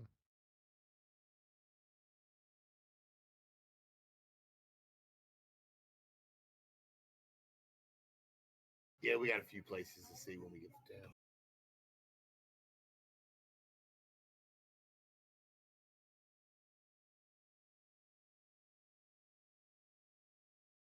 Okay. You guys continue setting up your camp here? I mean, the bet's Mm. gone? Yeah. Yep. It's a nice camp.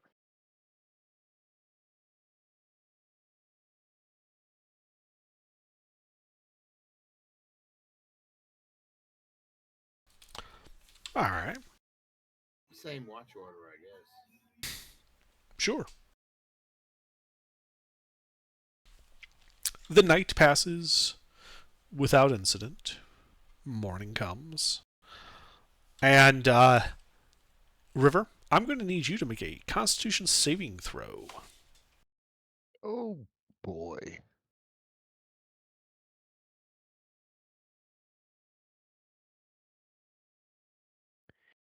Five. I'm sure it's fine. Mm-hmm. As you wake up and it's really, really cold. I mean, it's actually like 95 degrees, but you're just shivering uncontrollably. Well, luckily, I have 10 square yards of canvas cloth that I can wrap myself up in. Mm-hmm. And Okay, surely that's that'll not make me warm. that's not strange at all. What do you mean? Bats aren't known to carry infectious diseases or anything, especially not transferred by biting. That would be ridiculous.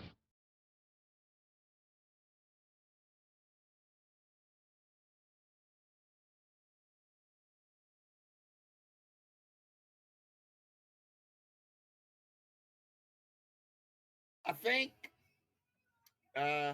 is he poisoned or diseased or something? Well, he's shivering, complaining of the cold, despite it being 95 degrees. You can make a medicine check. Yeah. Or use your paladin powers to cure disease. Yeah, I know. I was gonna do that, but I didn't want to wait. Well, fuck it. I'll spend 5 points to cure him of disease. Okay. So you use 5 points to lay in hands, curing River of disease, and River, it's all of a sudden, it's really hot. Like you're like bundled up like it's winter, and it is just boiling. Put it back. Put it back. Yeah, I that cures guess your it's disease. Yeah. I guess it's time to ditch the 10 cubic yards of canvas blanket then. Good God. Cubic yards? Or square yards, same thing. No, it's not. He's burrowed Factor into of it like a 6 bookworm. says no. That's nowhere near the same. You guys didn't see this massive barge of cloth he's been just towing down the river? I just picture like a hot air balloon that just drags along with a rope. That's why everything keeps finding us. We're See, Floating above the canopy. you guys are making the rookie mistake of thinking only in 3 dimensions. This thing exists in 20 of them. It physically catches things in the ethereal plane. I think 8 the ethereal plane.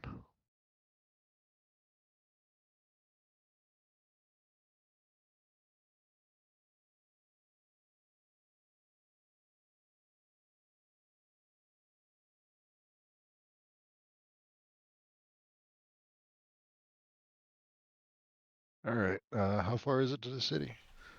2 days.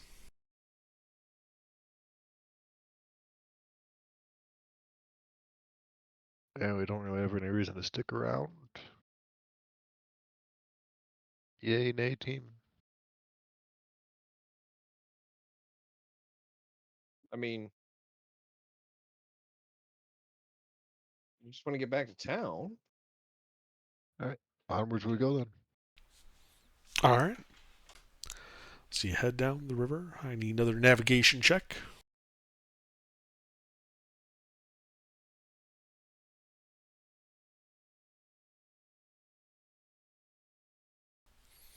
Mm-hmm. Yeah, you're just making your steady progress down this river. Eventually, night falls. You make your camp. This night is completely uneventful. Morning comes, another navigation check.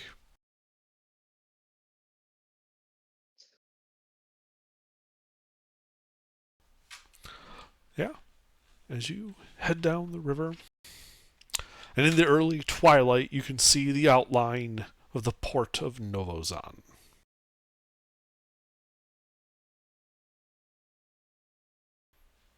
Eventually, as night truly falls, you make your way inside the city.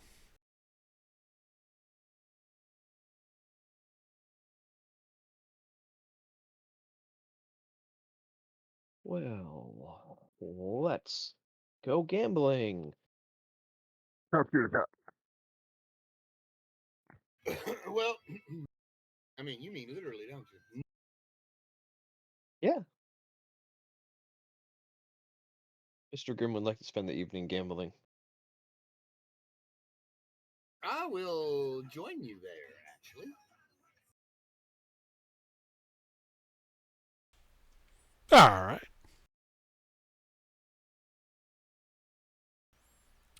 Gambling.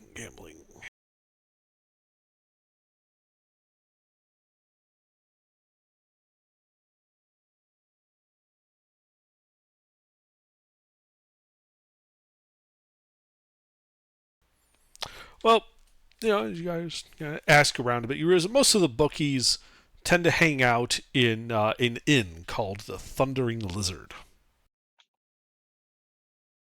Sounds like a place.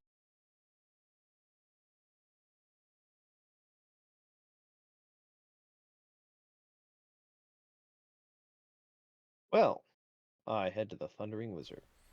Indeed. And it's not really a casino. It's more. It is just an inn, and you can see behind the bar a set of like a chalkboard up there. We're at the tracks, aren't we? Well, sort of. You didn't see a racing like a track or anything. But the names up there, Big Honker, Lyris's favorite, Banana Candy, Bone Cruncher, Grung Stomper, Scarback, Nasty Boy, Jungle Princess, Mountain Thunder. I mean, they sound like, track names, right? Mm-hmm. Yep.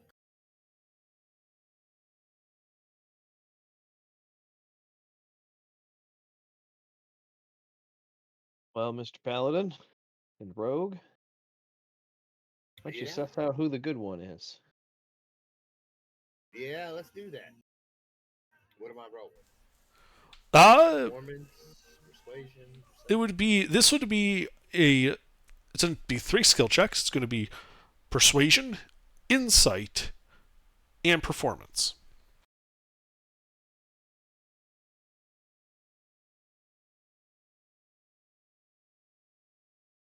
Could I make the insight check since we're working together? Sure. He's carousing, I'm reading people. Well, you're both carousing. Yeah.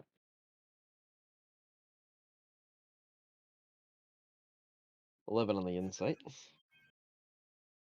Persuasion first. Mhm. 10 on the persuasion. Yep. And then you did Insight, yeah, so we need a performance. And then a performance. I got better than performance.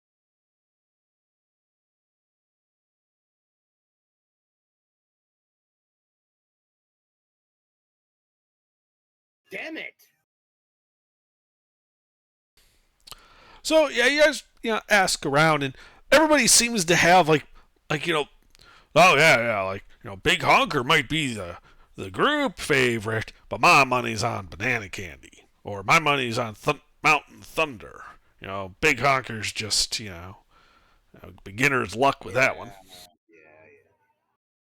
Yeah. So no good info. Okay. No, I mean you do eventually figure out that the bookies will just casually tell you the odds, right? Big Honker is favored at 7-1. Mountain Thunder is at 1-7. Hmm. Well, let's put. Hmm. 100 on Mountain Thunder. Okay.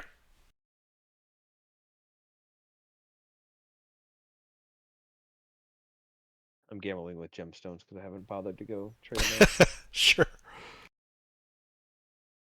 Two-star What's the rose over and under? quartz. 1-7. 1-7. Yeah, so if we win, it'd be 600 or 700.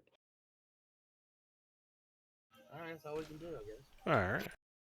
Well, you don't want to spread your bet because that's Yeah, no. a rookie no. mistake. You make one bet Yeah. with a decent amount, and if you win, you win. If you don't, oh well, you tried. Yep. Yeah, the bookie informs you when you tell them that you want to put 100 gold on Mountain Thunder that the next match is in 2 days. All right. Well, That'd we're going to work. be in We'll town hang for a out. little bit, so We need to find a wizard now. We got some stuff we need to identify. oh yeah, you guys can go find a wizard. I'm going to go find a fixer. Well, you do know it's late at night, right? Oh, well, then we'll go to. Yeah, I'll we're head going to go to town bed, and- Okay. but I'm just Yeah, planning we'll on go to our tomorrow. rooms and lock our rooms up. Well, yeah, the other thing is, do you want to stay here to the Thundering Lizard Inn or go to Kyla's House of Repose? Those are like the two well-known inns in town. I mean, what's the I mean- difference? We're already here. Well, I mean, yeah. the difference is Thundering Lizard kind of caters to a more raucous clientele and is cheaper. Kaya's House of Repose is much quieter but more expensive. Is I mean, anybody really? here opposed quiet? I mean, really, Giuseppe would probably stay at the other one. Actually, Okay. he wouldn't stay with. Yeah. Well, here's your per Stay at the diem. nice- See you later. He'd go stay at the nicer one. Yeah, he actually would. He's kind of. River Hebron, where do you guys want to stay? I'm gonna stay at the quiet, nice one where I'm less likely to get stabbed in a barroom brawl. All right. Well, River, are you going to the nice one too? I think wanna I'm hang gonna out go in the join the rowdy barroom crowd? ball. You gonna hang out in the rowdy crowd with me? Yeah. All right, sweet. I got a rowdy buddy.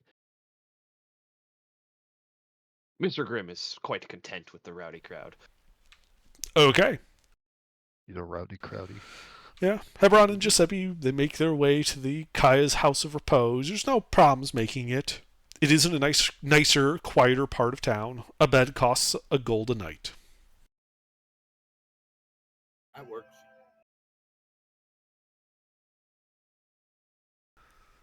Now, Grim and River, however, are staying in the Thundering Lizard. There's a right raucous crowd. Now, you guys actually going to sleep, or are you doing stuff to the crowd? We can hang out and have a good time, right? We just got back. We survived the jungle. Got a little coin to spend, but not a lot, obviously. We can't go throwing money around. It'll draw attention, especially in a crowd like this. See if I can get my Drake to do like tricks to just, I don't know, party tricks. Ah, street performer, but in the bar. All right, well, go ahead and make a. You could either you make an animal handling check, or have your Drake make a performance check. I don't think my Drake has a good performance. It does not.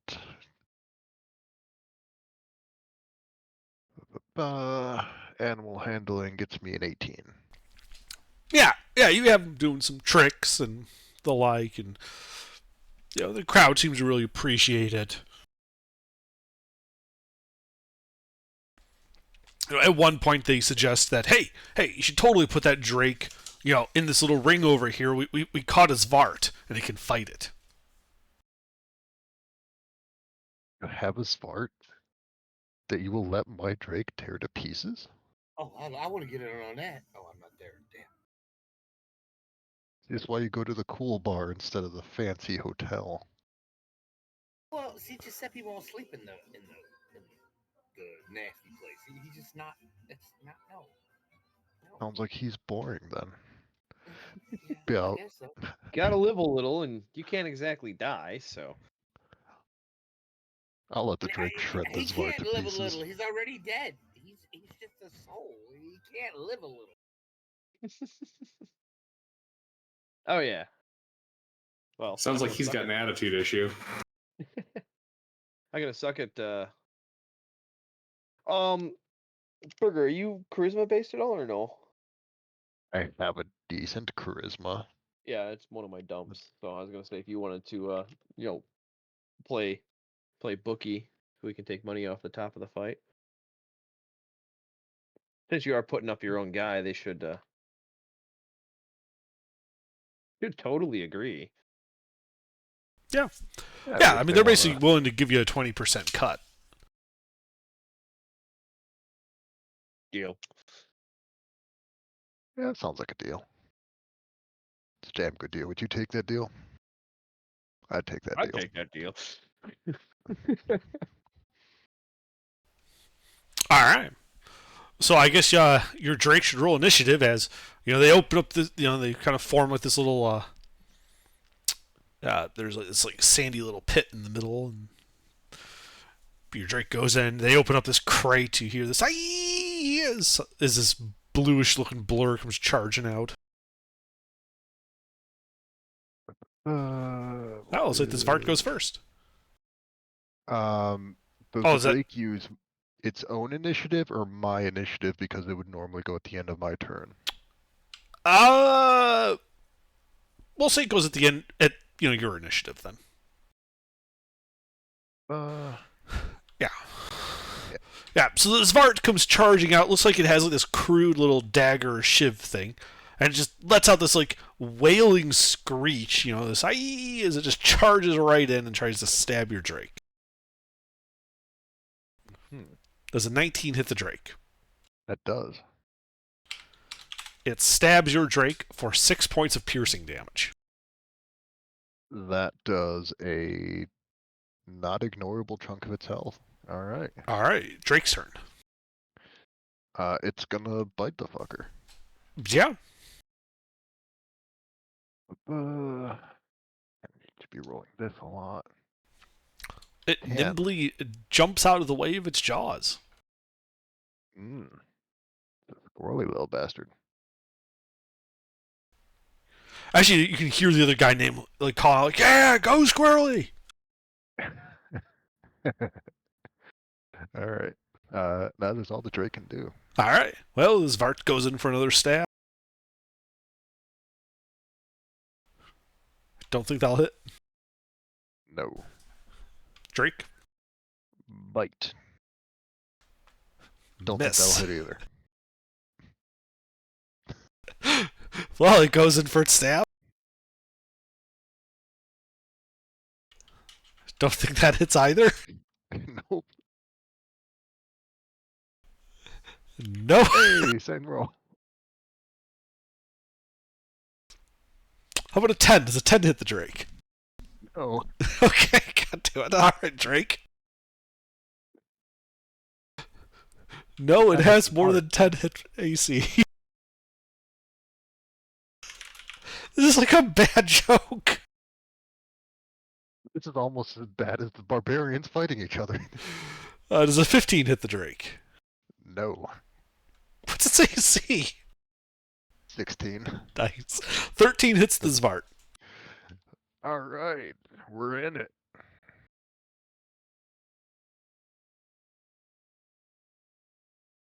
Six damage. All right, the Zvart is looking to be near death. As it goes, it just tries to stab the thing. It's not doing so hot. Drake? I'm gonna have the Drake try and grapple this little bastard. Okay. Athletics. 17. It nimbly dodges. God, He is a squirrel. Yep. Still unable to get through that hide of your Drake's. It is Yeah. still screaming. The Drake's gonna keep trying to grapple it.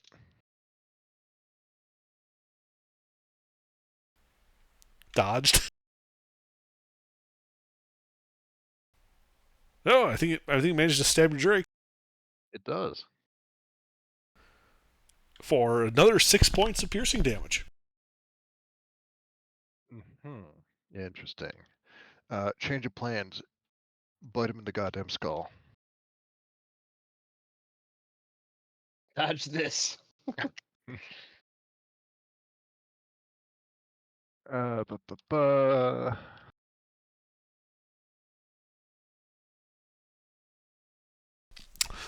So, this Vart, the whole time going, "Eee!" just dancing around your Drake as your Drake's trying to grab him. Takes a couple of stabs from it, and then it just hunch in the scream just abruptly cuts off as the headless Svart tumbles to the ground. There's hooting By the and way, hollering. What I mentally picture for Rivers Drake. Joanna.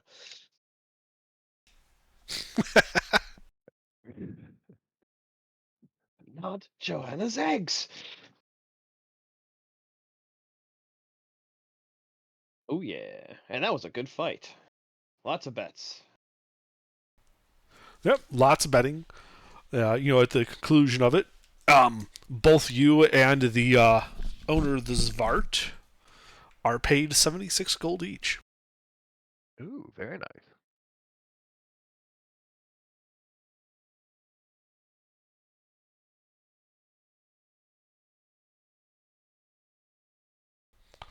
But eventually the night winds down. I assume you guys don't stay up all night. No, when it No. winds down, we'll wind down. Yeah, we'll just do a bit of carousing, like small talk and Mhm. seeing what's going on in town. Really the big news is still just the death curse over the whole jungle. Adventures still pouring in. Figures. All right. Ooh, someone in the party was looking for a wizard, weren't they? Yeah, we have a couple magic items to identify. Do we happen to know a wizard, or should we ask around for one of those two?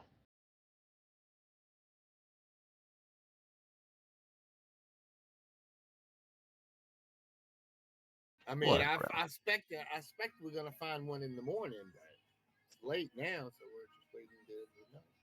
Yeah, before too many of the like adventuring looking types turn in for the night, I'm going to ask if they know any wizards that could identify some stuff.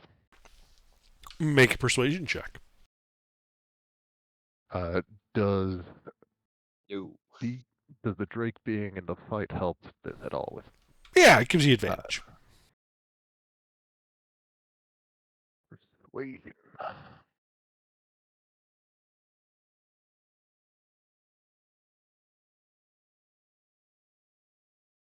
Yeah, Dean.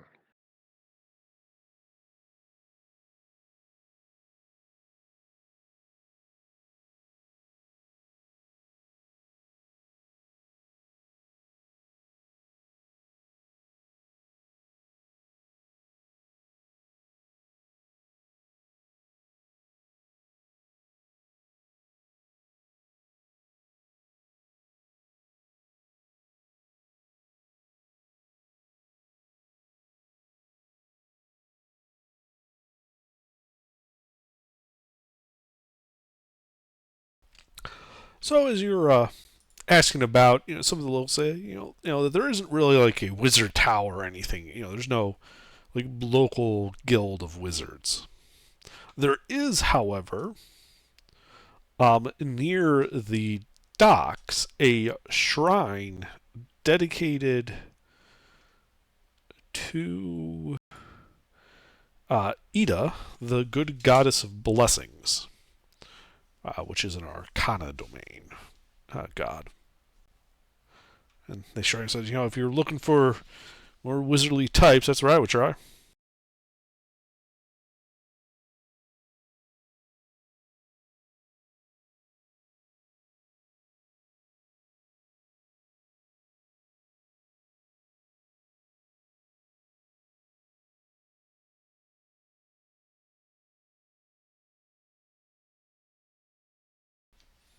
Did you guys hear me?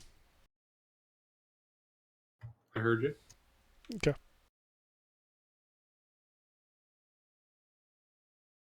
Well, it was Mister's interaction. Mister, are you here? Or not Mister Burger? Burger, are you here? I Did had we to lose step away Burger? for a second. What was it? There's a temple to the god of Arcana. That's close enough, probably. I'm sure someone there would either know identify or know someone who does. Alright. And this is just some dude we got the information from. Yeah. I'll like subtly hand him, I don't know, how much is a beer here? 5 copper. Alright, I'll hand him like 2 silver and be kind of subtle about it, just as a thanks for the information sort of thing. Hey, he nods his thanks.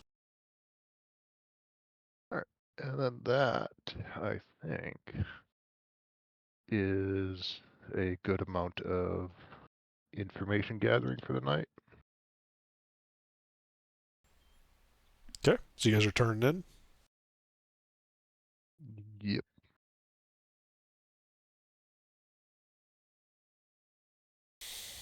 What's the Drake's passive perception? Drake's passive perception. 13. Okay.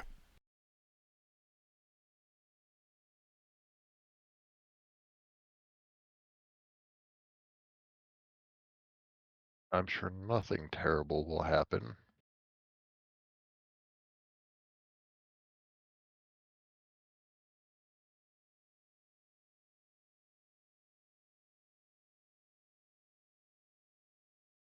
Yeah.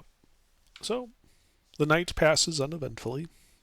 Morning comes. You've all had a long rest. Those of you in Kai's House of Repose having a much more peaceful and restful rest. Yes.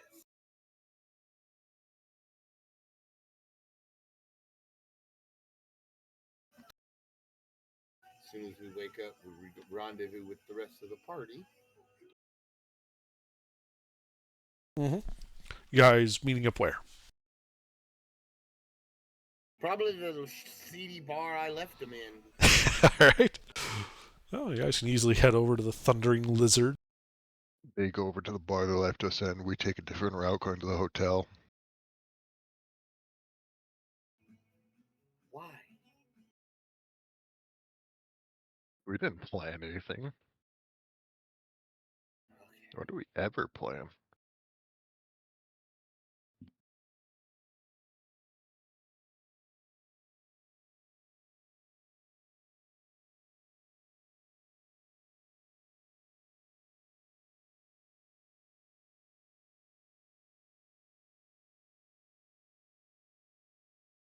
But I assume there's no problems meeting up with the rest of the party. No, assuming you guys wait for the Thundering Lizard, there's no problems whatsoever. Alright, well, if getting all our stuff identified is still on the agenda, there is Yep. a temple to the deities of Arcana. I Sounds assume like they a would either, plan. I assume they either have the necessary skills or some connections. Sounds like a plan. Let's head over there and see if we can get this stuff checked out.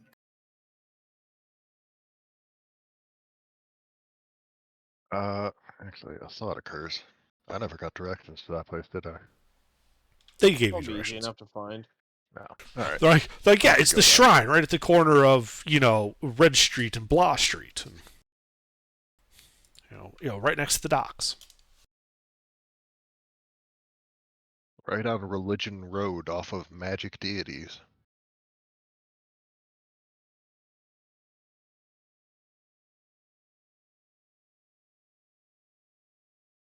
Yeah, I can Alright. lead the party there. Hopefully.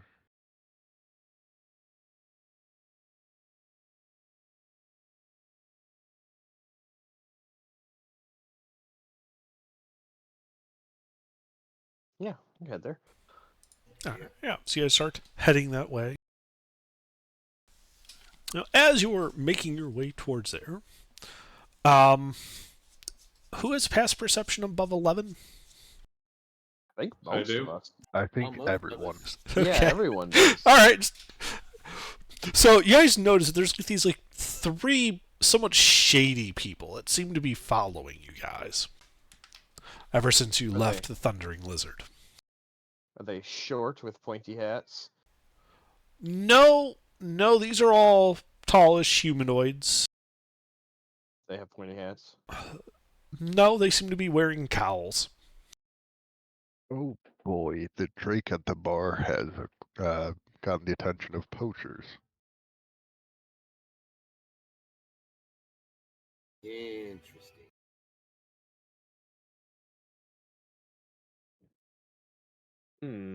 Well, hey guys, I think we're being followed by the least obvious people I've ever seen.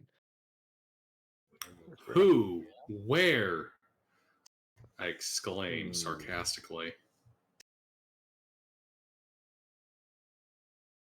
Well, I mean, is there an alley nearby we could dip into under? Well, it's funny you should mention that. Like on your way to the shrine, there is this one little like less traveled alley that's a nice shortcut.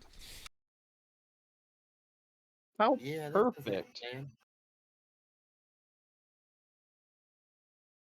Then, Hebron, you're just ability checks, right?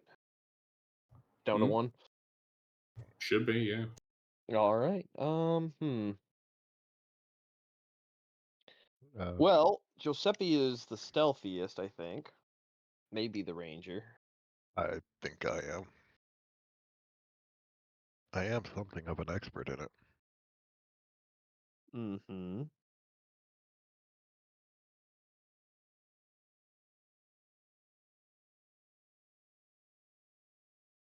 All right. Then...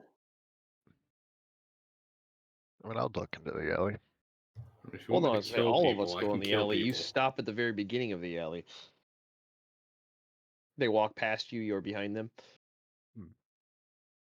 Um, yeah, I'll just find a darker shadow and have the Drake follow the rest of the party, because I'm assuming the Drake is the target here. Yeah, they don't see the Drake. They'll be confused. Okay. So yeah, you guys turn down this alley, the river kind of fading into some of the shadows along the side of it. Well, River, why don't you go ahead and give me a stealth check? As these three thugs come around the corner and walk right on past you. As the party's about halfway down this 50-foot long alley, another figure steps out in front, blocking the exit. Oh no! He appears How to could have we have ever predicted this? exactly. This figure, dressed in a dark cowl, seems to have a long sword out and kind of points it at you guys. You hear this, the voice of a woman call out. All right, that's far enough, I think. Give us the Drake, and you lot can go about your business. Do you have any idea what kind of mistake you're making right now? I'm just curious because you don't strike me as dumb, but here you are.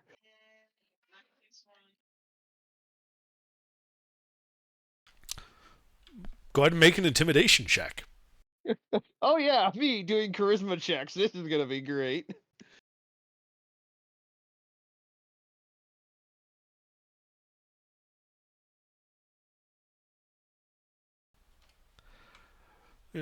The woman in front of you tilts her head. I think we can take you. And Well, you won't need to worry where your God is. He's right here, and he's fresh out of mercy. Hand over the drake, or else. Or else Should- what? I'm confused at what your goal is here. It should be noticed that the first 3 rows are a splash zone. As she simply hefts the sword and says, "All right, kill them all. We're taking the drake." You guys should roll initiative. All right, guys. All right, I suggest we show incredible restraint here, just yeah. for the purposes of stunting on them. I will be showing kill- incredible restraint kill as I cast no hold one. person on her on Just my turn. beat their ass. Oh, I got you. We murder no one. We make a mark. we just destroy their pride. Well, I mean, if all goes well, after my turn, the leader will be held because I'm going to cast hold person on her. Oh fuck it. You know what? I'm gonna spend what was it, ambusher? Did I take that? Hold on. Let me double check what was the thing. Yep, I took ambusher. I'm gonna use that on here too. You don't get a surprise round. We do.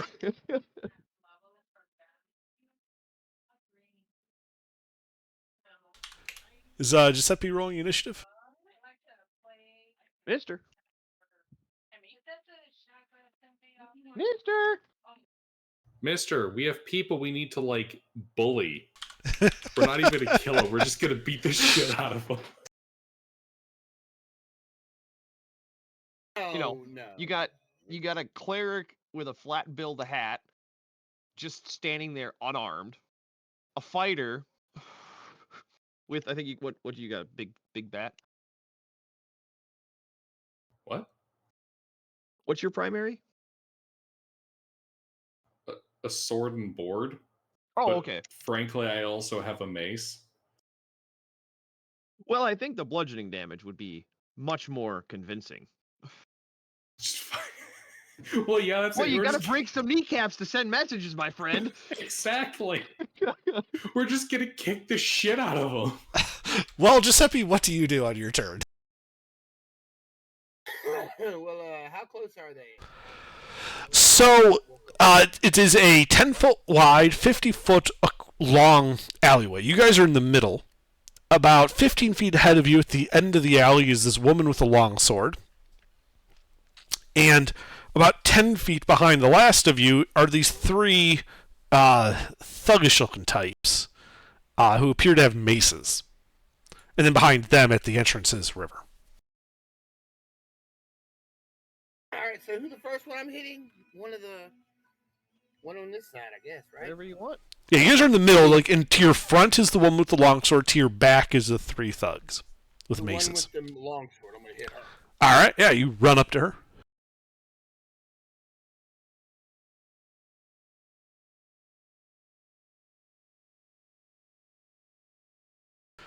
All right, yeah, you hit her as you realize she is in fact wearing armor, but the splint did nothing.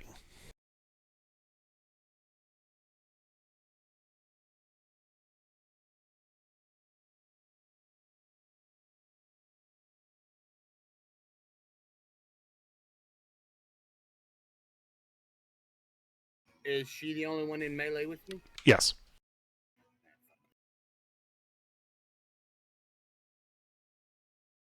$15 points radiant damage.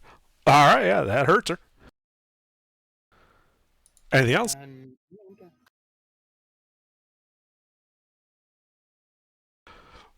All right. River? I'm gonna stick the Drake on the big person's ankle, and I'm gonna, I'm gonna just run up and knock the fuck out of whoever's in the whoever looks the biggest in my side of the fight. Yeah. Yeah, we got those 3 guys ahead of you. They're not paying any attention to you. They don't know you're there. So go ahead and roll to hit against the thug. You have advantage.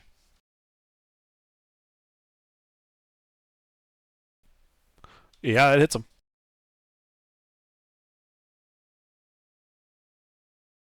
Gonna make uh I'm gonna make this guy my favorite foe. I'm just gonna clock him upside the back of the head with the hilt of the short sword for 13 non-lethal. Okay. Yeah, he stumbles and goes, ah, as you hit him. He's injured, but not yet bloodied. Great. And now the one at the end of the alley. Mhm. Here's the plan for the Drake.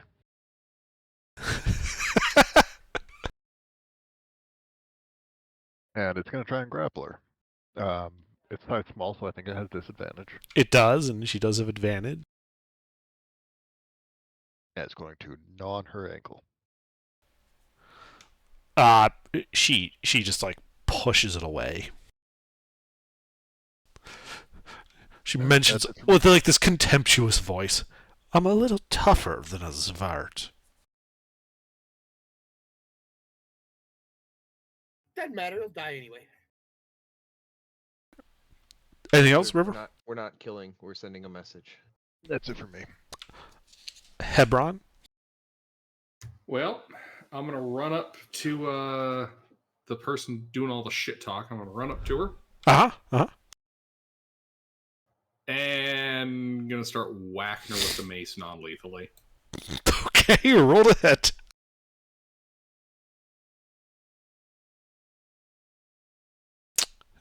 Miss? Action surge.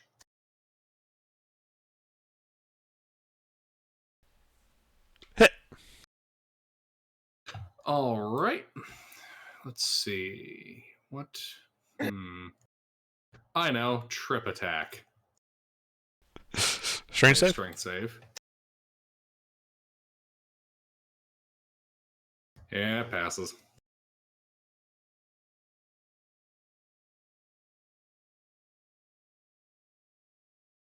Ten points of non-lethal bludgeoning damage. Okay, yeah, she's still injured, not yet bloodied.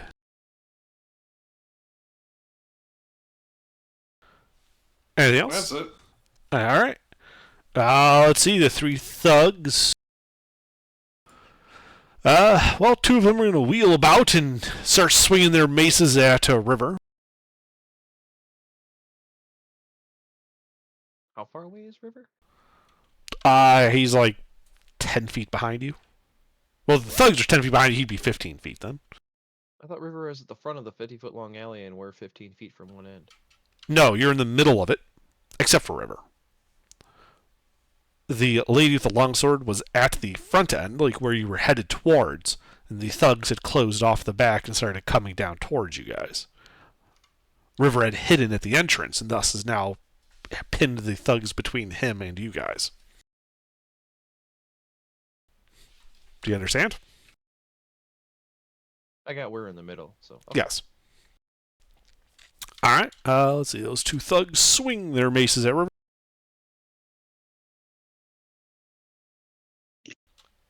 Does a 13 hit River? No, not even close. So how about a 20? 20 does hit. He hits you for 4 points of bludgeoning damage. As the third guy will move up to engage Grim. Do I get an opportunity attack from this? No, this guy wasn't in your reach. Damn. Does a 20 hit Grim? Yep. And he... Oop, that's supposed to be a d6. He hits you for 8 points of bludgeoning damage. Okie doke. And it is now your turn. Well, my plans haven't changed. I cast Hold Person on the leader. Okay, wisdom, right? Whiz save. I don't think that cuts it. I doubt it. Yeah. Yeah, so she's paralyzed. Mm-hmm. Yeah, so I just, stand there, kind of like leaning on my shield and looking at this guy. Just thumb over my shoulder at his boss. You see that? She's stuck. And then I kind of turn my thumb a little bit more towards Hebron. See that? She's fucked. And then that's it. Make an intimidation check, I think. Got advantage. Sure.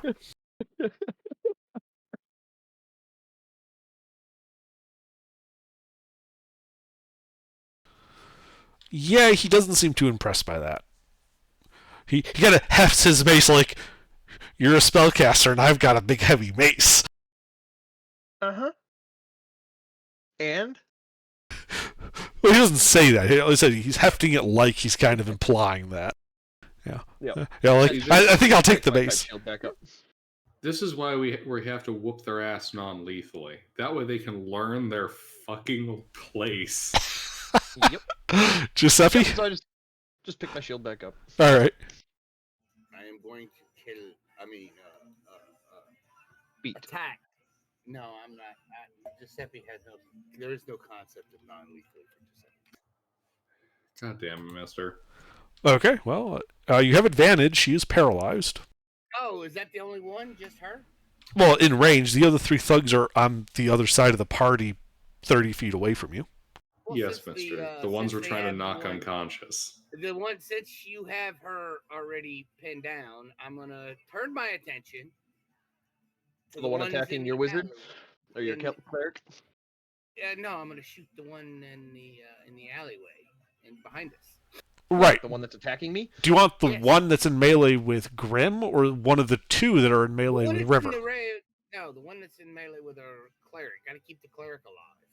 I'm gonna go up and give him a stern lecture. Roll to hit. Sleuth, you're hot micing. That hits the thug. Just for just to be, yeah.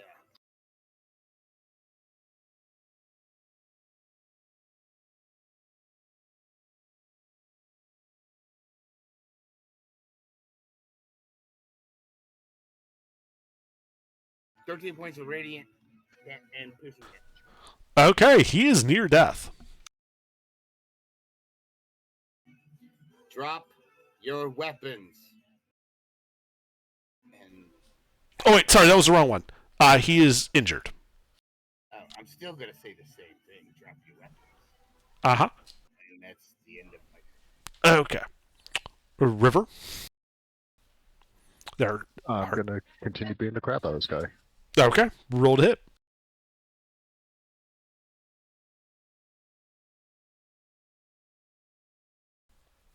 $14 hits.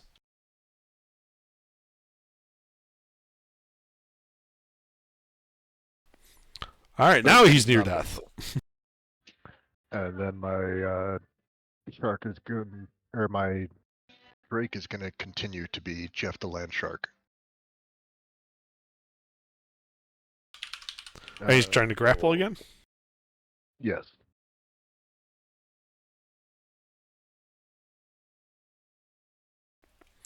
Fails to grapple. That's my turn.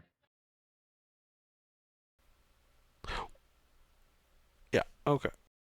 Uh-huh. All right, Hebron. All right. I start whacking the paralyzed one unconscious. You have advantage on your roll to hits. That hits, and it's an automatic crit. Yep, trip attack. Auto fails. And Tyra. 18 points of non-lethal knock your ass out damage. She is near death, but still standing. Near unconsciousness. Well, you know what I mean. How's she still standing? She auto failed the trip attack. She should have fell over. Okay, yeah, fall over.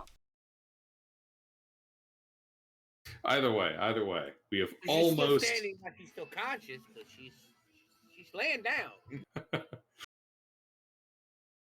The trip attack is literally just rotating the person. Drop. All right, that's it. All right. I'll let you. Well, that thug next to you, Grim, is he's going to try and grapple you. Little old me.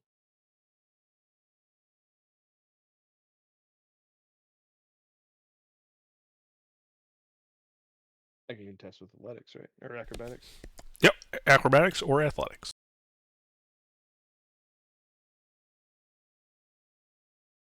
He's grabbed me. Yeah, he's grabbed you. He kind of holds his mace up to you, like he's threatening you with it. Except, it's blunt, so it doesn't really gonna do much holding it up to your throat. He yells out at the rest of the party, all right, throw your weapons down! Or Mr. Fancy Pants here gets it! Kind of just like looking down at his mace without even tipping my head, like, huh? Okay, This is your grand plan. I know exactly what I'm doing on my turn. All right, you do you. You do you, my friend. We all make mistakes in life. The other two are just gonna beat the crap out of River.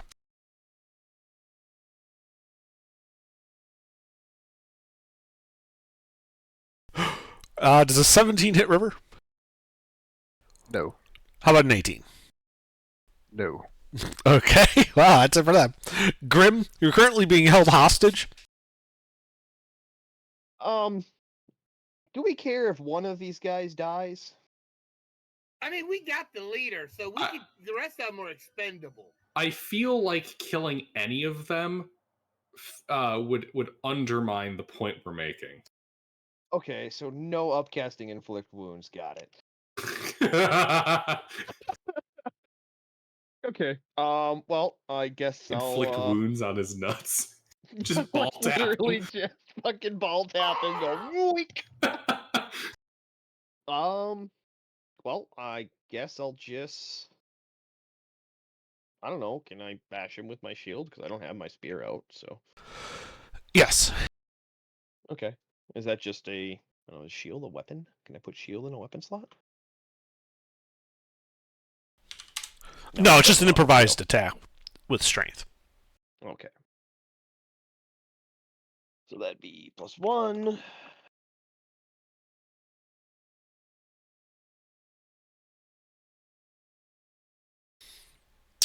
You do not manage to hit him. You're making this uncomfortable for yourself. You know that?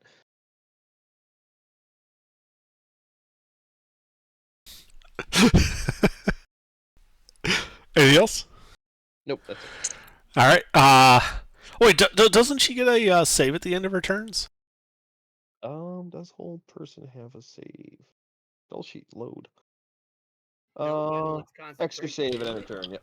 All right. Well, she can't do anything, so her save.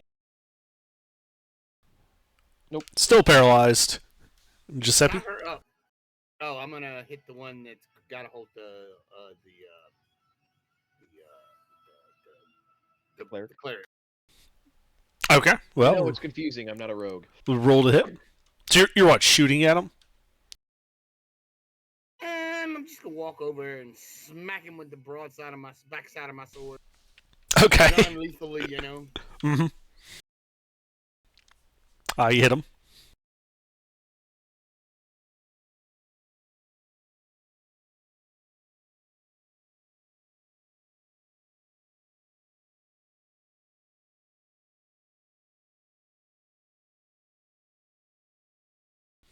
All right. He is badly bloodied. Mm-hmm. Anything else? No, I'm done. All right, River. I'm gonna continue beating the crap out of this one dude, Okay. and the Drake's gonna continue with the grapple. All right, let's do your attack roll first.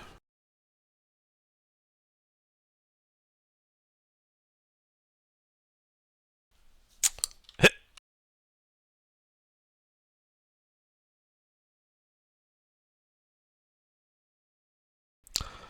All right, he falls unconscious.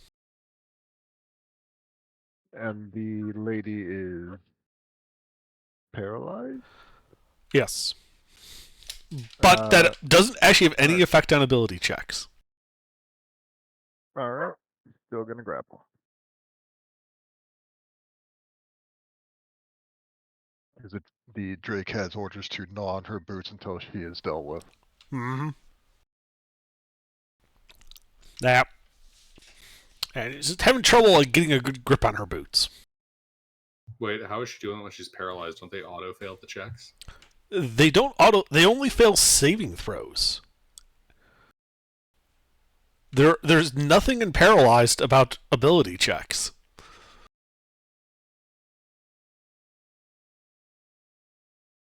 Yeah, but I know it makes no paralyzed sense. condition.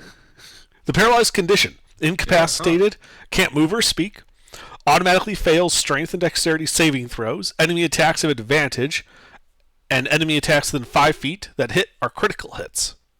That's it. That's all it does. Wouldn't the grapple be an attack roll? No, it's a contested ability check. It uses an attack, Yeah. but the roll is a contested ability check. Yeah, it's one of those weird logical holes. Yeah. Someone in 5e wasn't like whoever wrote the grappling rules, whoever wrote these rules, didn't quite talk about that through. Because it totally makes sense that you would be able to grab her by the ankles when she's paralyzed. No, man, you don't have the right leverage. Right? You grab the leg, and you start lifting, but then they rotate over onto the side because their left arm was bad. It's I so don't hard. believe in leverage. All right. Anything else, River? That's it.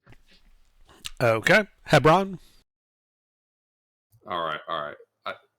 Is the one thug still holding Grim hostage?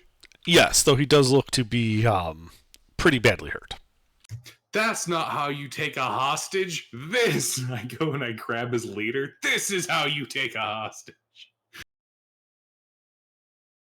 I would tie her up if I were you. Who gives a shit? We're winning. I mean, okay.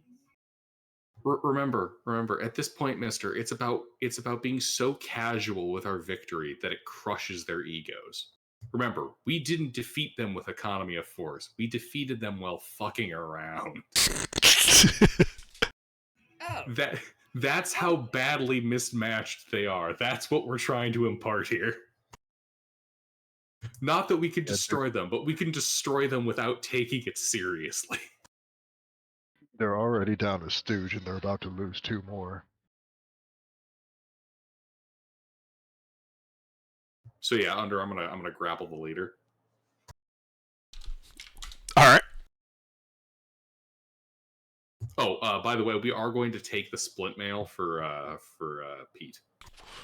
Well, you do have to make an athletics check. Yeah, you grab her. Yeah, I'll do the same thing with my mace that he's doing.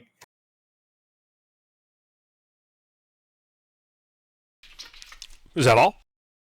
Yes, that's all I can do with an action. So you got the guy behind it. He's badly bloodied. You got Giuseppe over there. He's got Grim. He's got a mace to Grim's neck. He's like, all right, you got one of mine, then one of yours. So how about this? And he attempts to shove Grim forward. Grim, you can resist this with athletics or acrobatics. If I allow it to happen, can I take an opportunity attack? Yes.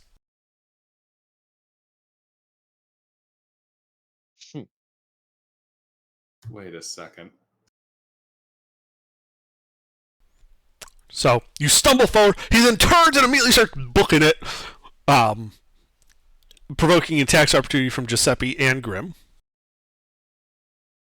Knock his ass out. I bash him in the back of the head with my shield again. Mm-hmm. Well, roll to hit.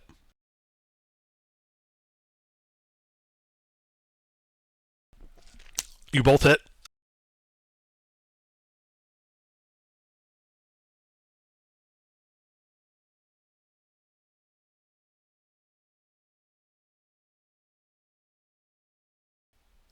An improvised weapon is a D4 plus your strength mod, Grim. Oh.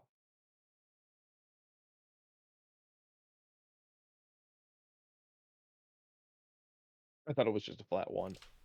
No. Plus your strength mod. No, that's unarmed. Oh. Yeah, so Giuseppe hits him. He's looking really, really rough and woozy. And then Grim just hits him in the back of the head with a shield and just plump, face plants on the ground. He's out. The other guy is going to take a swing at you, River. I mean, really? He's gonna take a swing? Yeah, he's going to take a swing at River. Does a 13 hit River? Not even close. Yeah, and then he turns and runs, provoking an attack of opportunity from you. Can I grab him? Yes. It is athletics to grab. Oh no. You grab him. I want to just grab him like by the scruff of his shirt. Yeah. Kitten. Shit. Yeah, you grab. He's like, shit.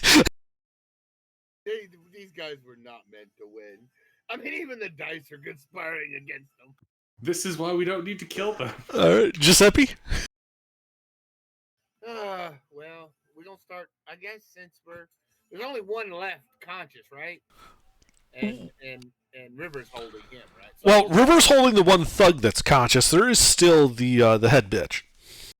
Oh yeah, I'm gonna move back over and try to tie her up if I can. No, she's paralyzed and can't really resist. I can do you one better. I got a set of manacles.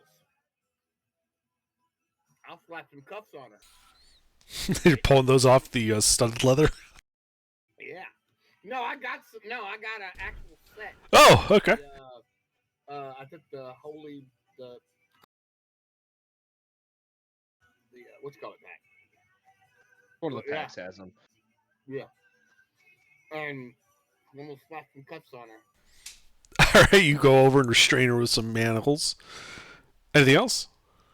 No, that's it. River?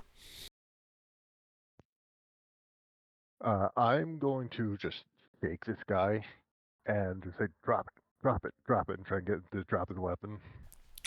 Okay, make an intimidation check.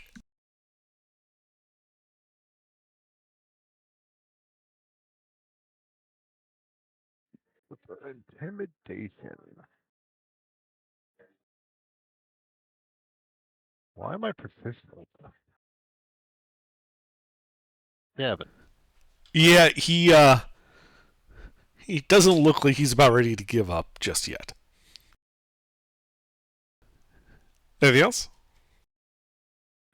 I can use feline agility if I need to, and I'll just bring him towards the middle of the party while I'm still shaking him by the scruff of his neck, telling him to drop it. Hey, you drag Yeah. him down the alleyway. He's resisting the whole time, refuses to drop his mace. yeah, like when a dog gets something they know they shouldn't have, and you have to be a little more assertive. And then my Drake's gonna keep gnawing on the lady's boot and trying to grapple her. Mm-hmm. I assume that's basically she's out of initiative by this point. I mean, even if she passes, she's kind of screwed.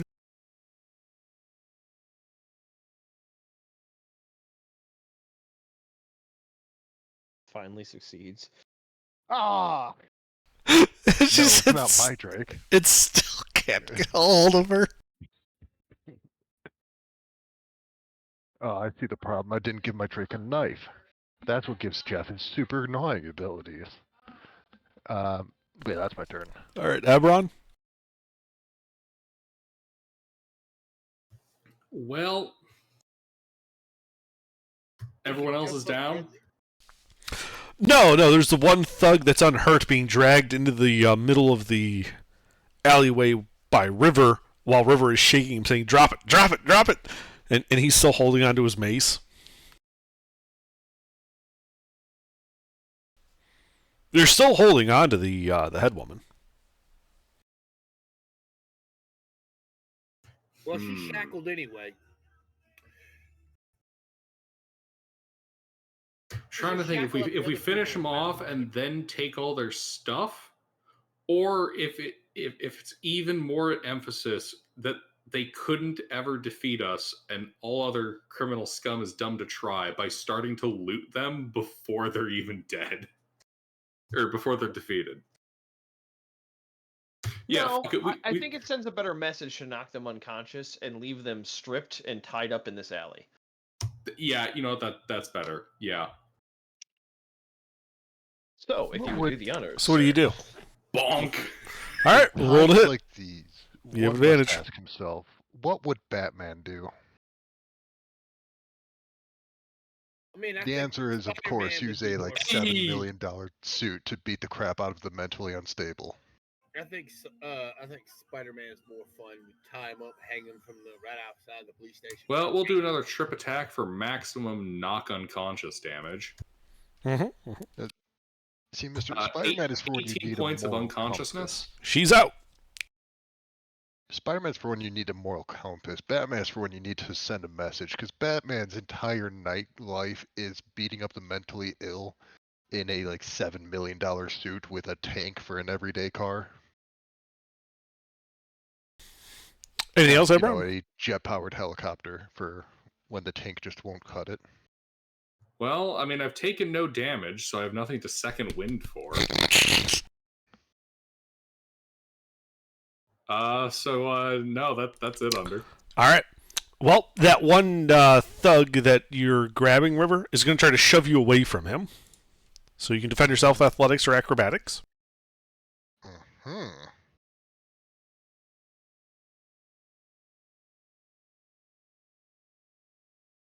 That is impressive, but let's see, 8. There it is. What if he didn't? Yeah, he's like struggling, trying to get out of there, and you just hold him. I mean, you brought this on yourself, dude. I mean, I don't know why he's fighting so much. He brought this on himself. They said they were gonna whip, they were gonna murder us and take my friend's pet. I Well, mean, they didn't exactly say they were going to murder us, and the Drake's not exactly a pet. Not that it would really do them much good, because it's more of a construct of magic than an actual living creature. But Yeah, that's the great It's part. the principle. They came to confront you and steal your, fighting Drake. And even if they succeeded, they still wouldn't get anything out of it. And that is why they need to get their ass kicked. But yeah, Grim. Nope.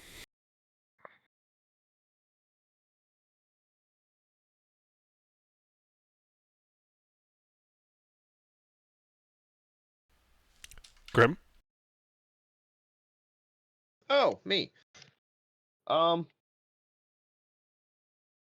This guy's still up. The one that. Yeah, he's unhurt.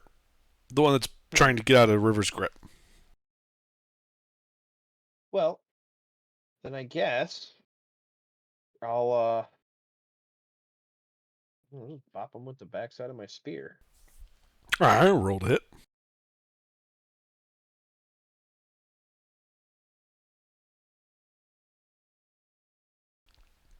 Hit.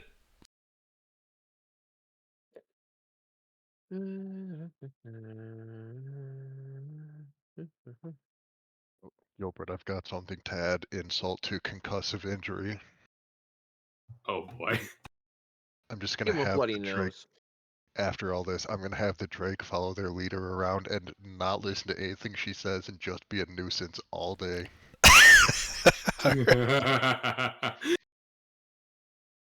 Little bloody nose. That's it for me. Alright. Beat the shit out of them. Give them what they wanted after we took everything else of theirs, and then you. Oh my god, that's great.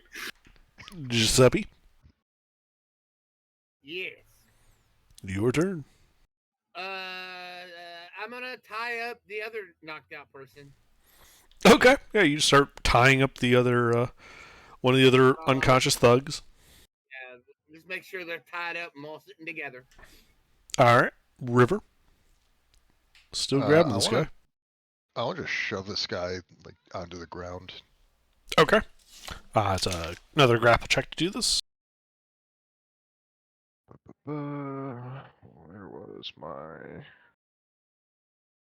Excuse you, cat? What the hell noise was that?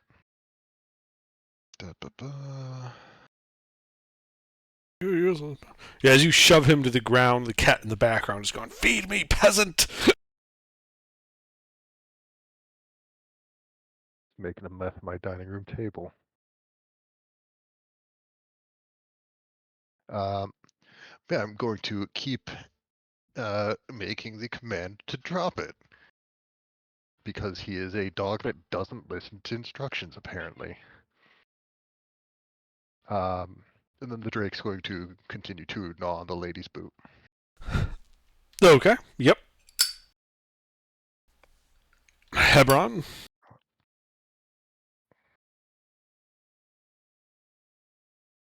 All right, so the leader's unconscious. The one who took Grim hostage is unconscious. The other guy's unconscious. There's just one dude left. Yep. Bonk. Rolled it. You've advantage because he's prone.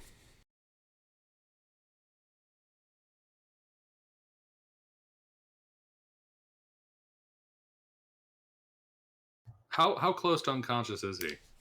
He's barely hurt. In that case, I will trip attack him. So I guess really, I'm just like causing him to flip while he's on the ground. Yeah, he's on the ground. You just like kick him in the ankles.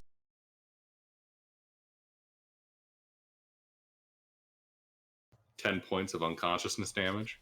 Yeah, it doesn't even bloody him.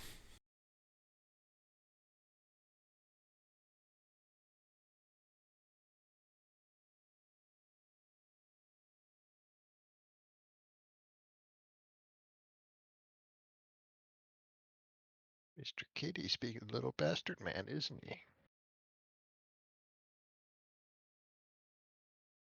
Don't you sass me for trying to fix the tablecloth. Don't you bite me. All right, anything else, Hebron? Oh no. All right, this guy is going to try and shove River away.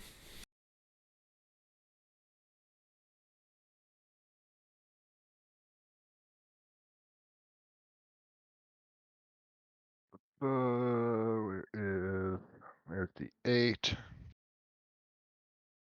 Oh, well, that was supposed to be a plus, not an exclamation, but I Yeah, had to roll 1. I don't think it matters anymore.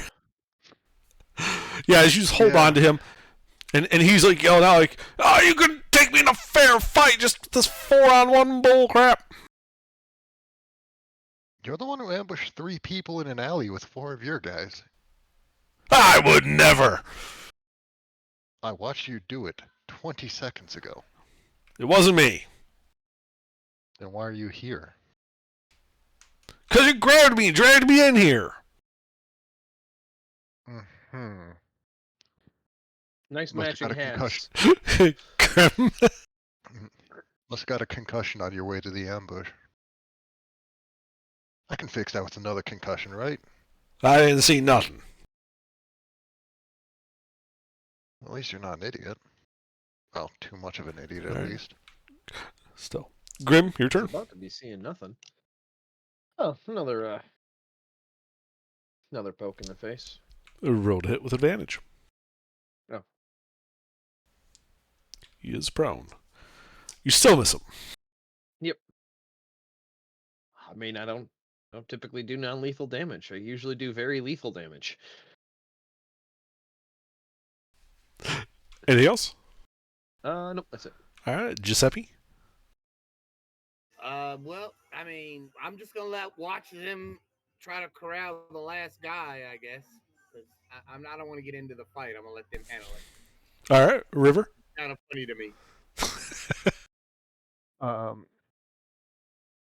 I'm gonna try and disarm this guy.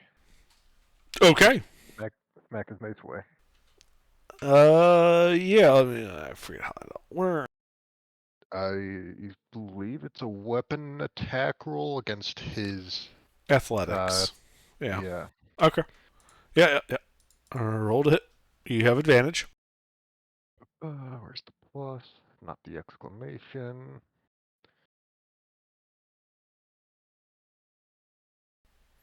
He keeps a hold of his mace. Hmm. Anything else? All right. No, cats aren't known for being able to restrain dogs very well, so this tracks. All right. Hebron. Well,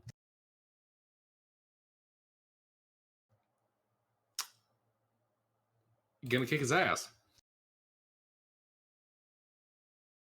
He's still prone? He is.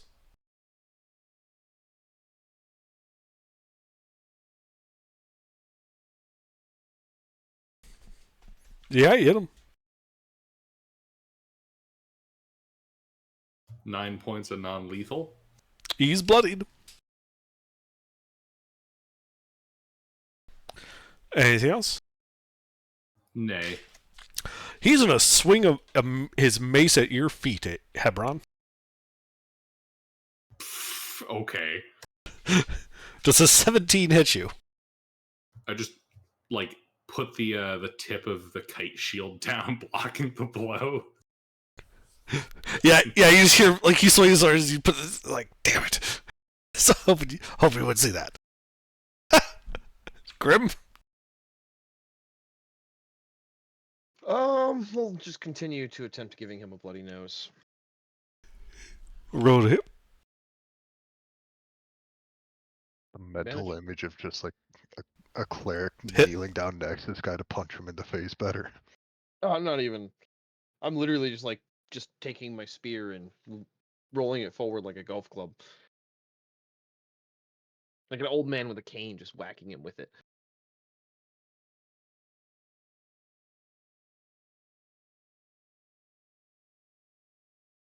For a grand total of nothing. Yeah, you just hit him. He goes, ow, stop it. You started it.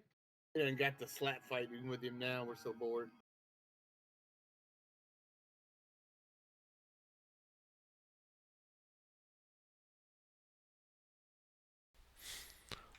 Anything else? Nope. All right, Giuseppe. Nah, I'm still leaning against the wall watching this comic act. All right, River. Since the Geneva Convention hasn't been held yet, and I don't have a spray bottle, but I do have a water bottle, I'm just gonna throw water at this guy's face, start waterboarding him. Okay. We're having fun. Do I even have to roll for that? What would I roll? No, you don't have to roll for that. You just start squirting water and you go, stop. No. Drop it. Drop it. Bad thug. Bad peasant. You are a peasant, right? No, I'm so. The wings is third. Details don't matter. You're too loud, and you haven't dropped your weapon yet. And more water, and that's going to be my entire turn. All right, Hebron.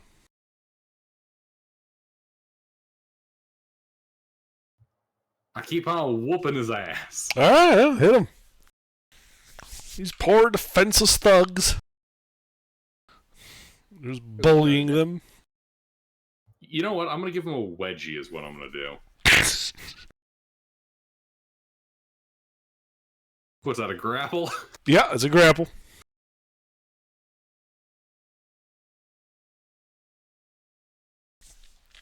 He protects his ass pretty well. Damn. But he knows I tried to give him a wedgie. Yes. He'll never be able to live it down.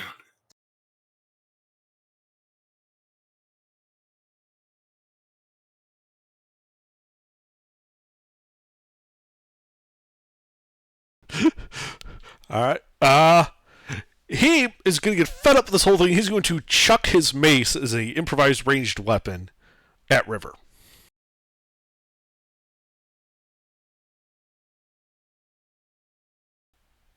Does a 14 hit River? No. Yeah, it just goes sailing over your shoulder. I want to let it hit me. Okay. So you intercept it with your face. Yeah, that means I can hit him with it.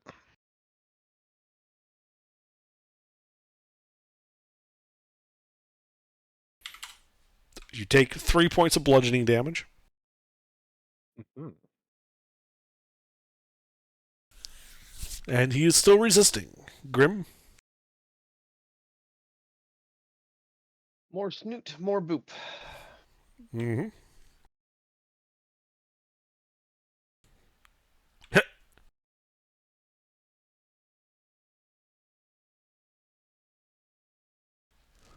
All right, he's near unconsciousness. Anything else? I kneel down and look him right in the eyes. I hope you remember this. And that's it.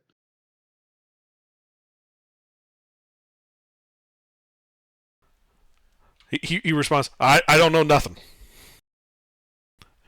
Giuseppe? That's your mistake.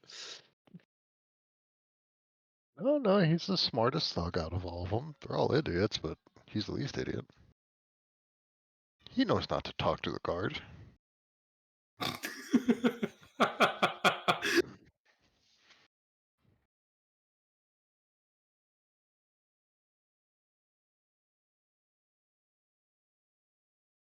Mister? Yes. Your turn. I don't have anything to do. All right, River. I'm going to take his weapon, and while I'm holding him with one hand, Beat him with it. I'm going to spend my entire turn just putting it nicely into my backpack, and then go back to waterboarding this guy.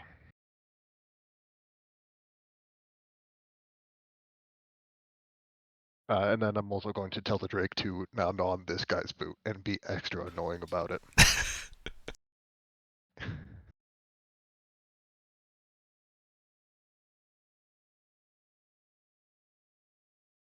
Yeah, that's my turn.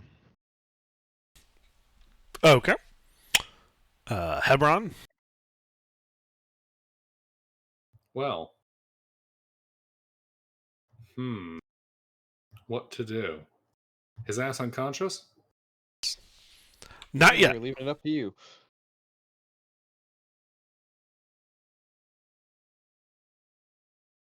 You Think never you would know. do the honors. You never know. He could have decided to play unconscious.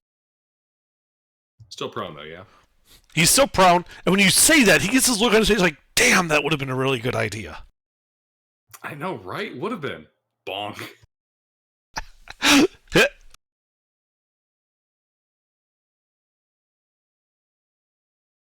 Yeah, and he's out.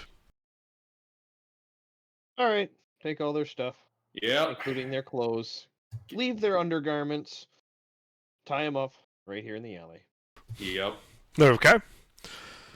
So that is 2 maces, 2 sets of leather armor, a set of splint mail, a longsword, and Wait, hold on. what's up? If we knock people unconscious, we can take their armor? Yes, because you don't destroy it in the act of killing them. We have a new loot goblin strategy. Entirely pacifist, non-lethal run. Well, yeah. Undamaged gear sells for more. I mean, it's damaged. It's just it's still usable because you were hitting them with like the flats of blades instead of running them through. And then after we take all their stuff, then we kill them. Except for these guys. We These guys are have to. yeah. We have to do it without killing anyone. That way we can Alright. claim we did a D&D campaign and killed no one. So, 2 leather, 2 mace, 1 splint, Oh, 1 right. longsword. And 177 silver pieces. And the split mail. Yeah. Yeah, I got 1 splint. Yeah. Also, 3 sets of clothes. 2 male, 1 female. Just turn around and sell all that except for the splint. Is her longsword I particularly tagged nice? Pete. No, in fact, it's kind of chipped and worn looking. Absolutely selling it.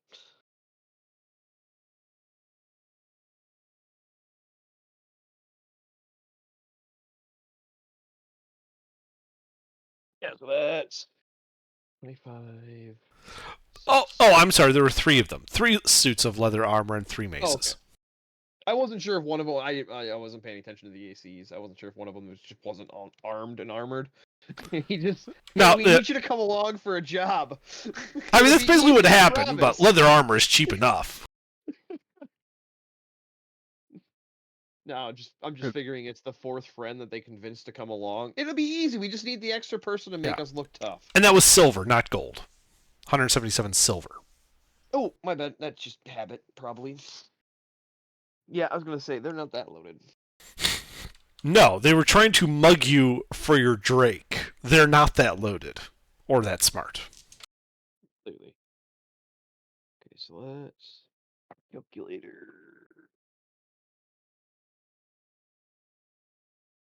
Yeah, I am going to give Drake orders for the day to follow the lady around and just be a pain in the ass on gnawing her boots No, whenever she's not looking. that'll be a Af- for tomorrow task. Yeah, We're not going to be able to find them tomorrow. It's whenever they wake up. they'll be in the prison or whatever this place has for a prison. Because we're gonna go tell the guards, hey, there's a bunch of bums sleeping in the alley. They're all tied up and neatly wrapped with a bow. We're going to have to leave the lady her boots so that the Drake can gnaw on her boots. No, we're taking her boots. He can gnaw on her socks. It's not the same though. Yeah. Okay, we'll leave her one boot. Take the The boot one lace, that's been though. most gnawed on. Take the boot lace, though. Yeah, She can have don't want her to she can hang have the herself. boot. We're keeping the lace. All right.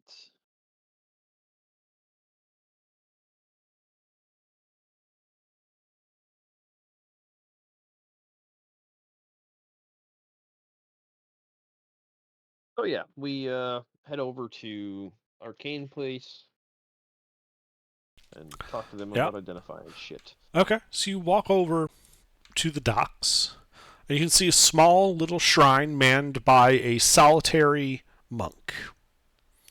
It is a shrine to Ida, the good goddess of blessings. Easily recognizable by the symbol of a bundle of white wheat.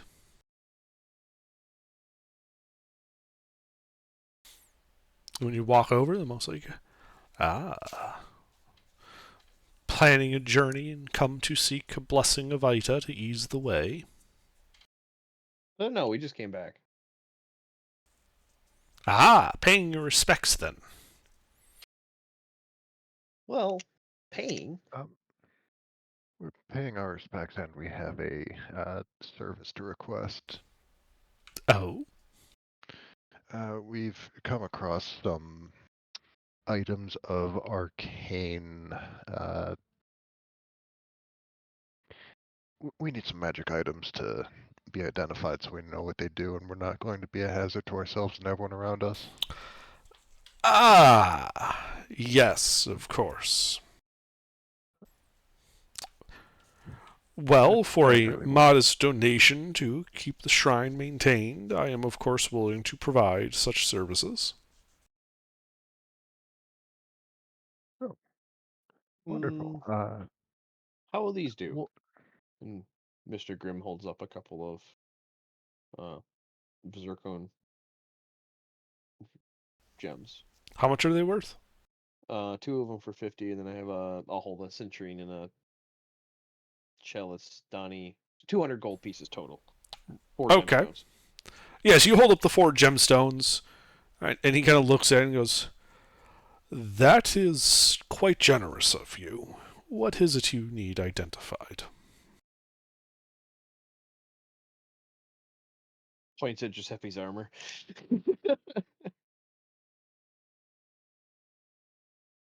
And then I think, River, you have the shaman staff, right? I thought that was Hebron. Yeesh. Oh, Hebron, you grab that? Yeah. Yuki. And then, yeah.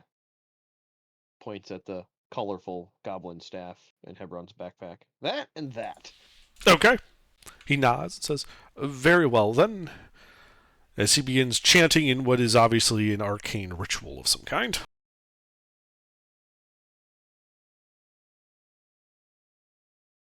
All right.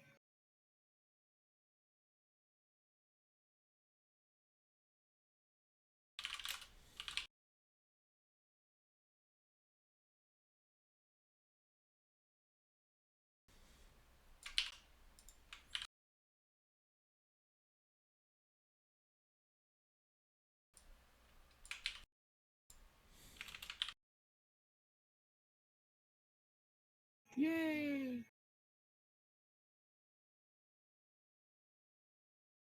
That was the best bit of comedy I've ever seen. A monk doing an identify ritual? No, the fight in the alley. Oh yeah. That was I just like, No. well, we're currently. That's an interesting thing to be funny, but I guess maybe he's got some funny words. He says. Giuseppe, you can't insult a fight like that. That was a scuffle at most.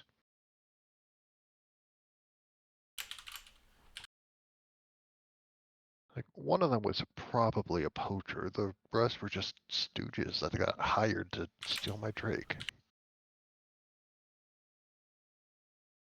Who was actually... Oh, right, I did, yeah, well, I guess mission partially success for them. The Drakes buy them now. Well, presumably I don't have any way to keep in contact with it, so we'll find out tomorrow.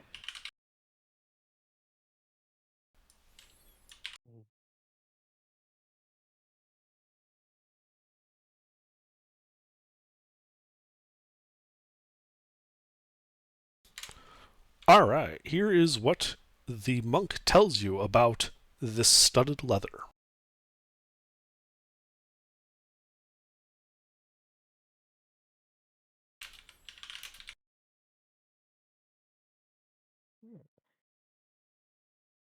Ah.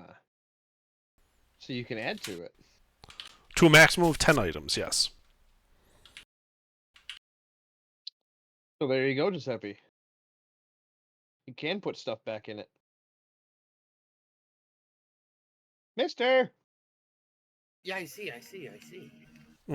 it takes You a excited? it takes a flask of oil. By the way, I didn't put that in there, but it's a full flask worth. Okay. Ooh, one whole silver piece. So cool. Or one whole gold piece. I remember what they're. Yeah, they're worth a silver, yeah. Because 10 for a gold.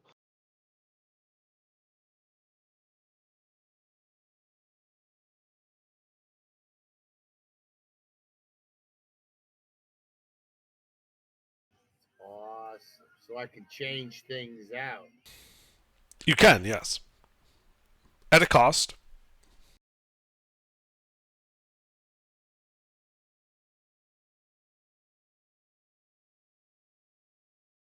Well, here. Take this. Take, do one. Actually, I have silver pieces, so. Yeah, here, take this. 5 flasks of oil and 50 gold worth of gemstone. All right.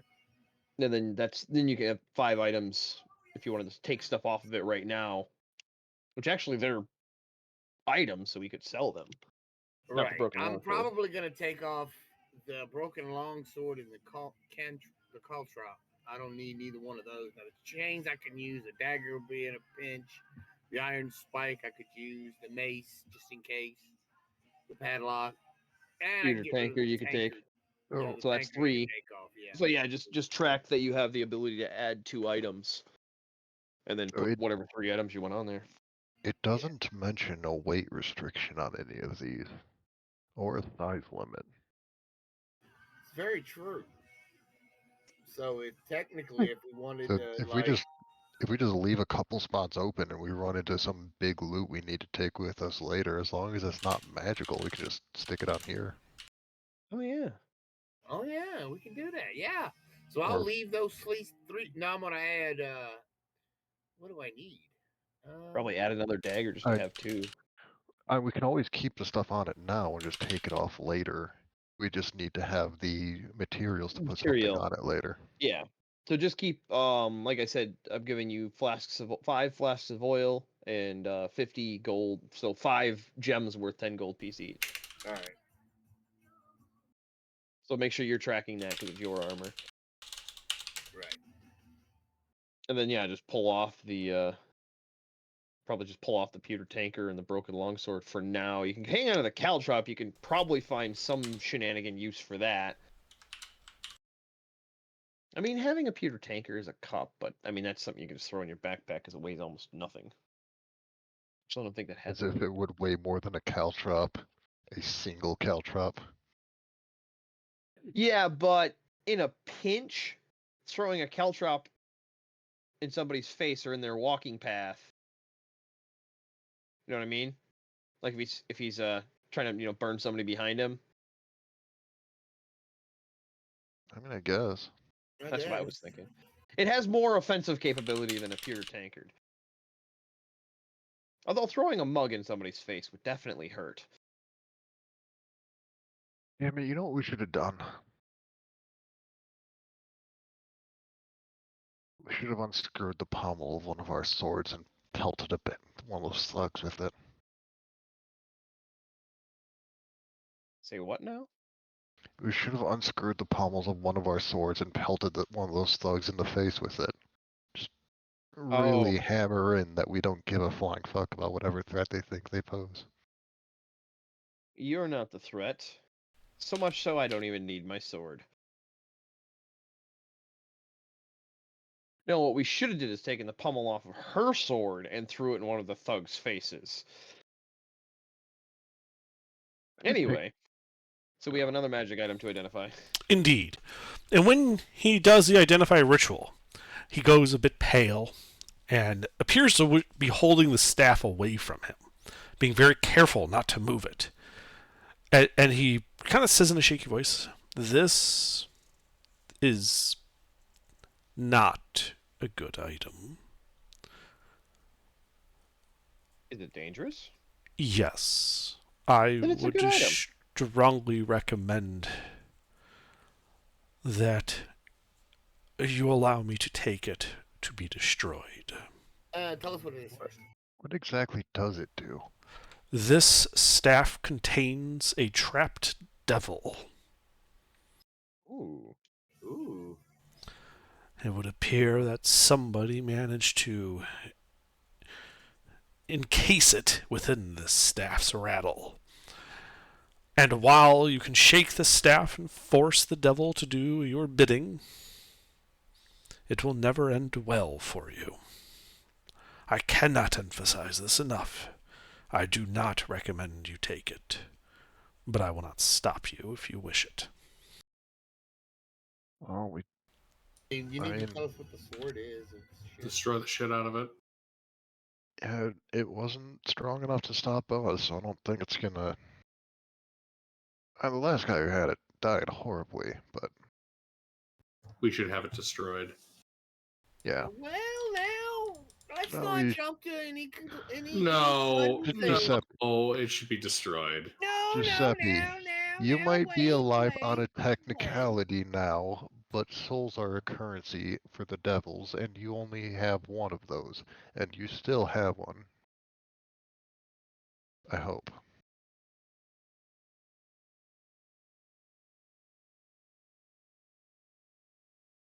Y'all read what that says, right? Yeah.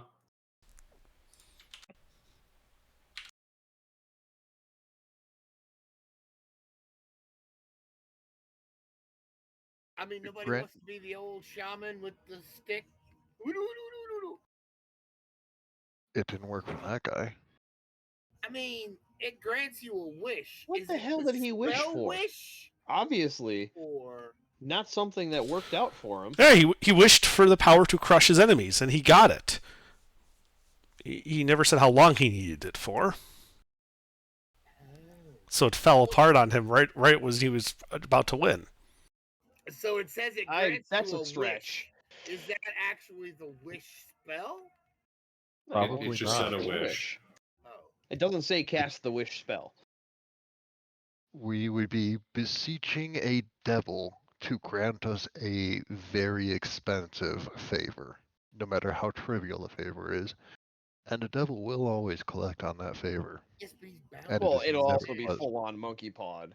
No matter what we ask for, it'll have some way to screw us over. Exactly. like I it's said, just the better devil- to But avoid. regardless, the item itself, I wouldn't recommend we keep it. I also don't recommend we destroy it. It's valuable. Yeah, we can sell it and make a fortune. Let's just destroy it before it comes back and bites us in the ass. Not everything comes back and bites us in the ass. Sell it to somebody who knows what they're doing.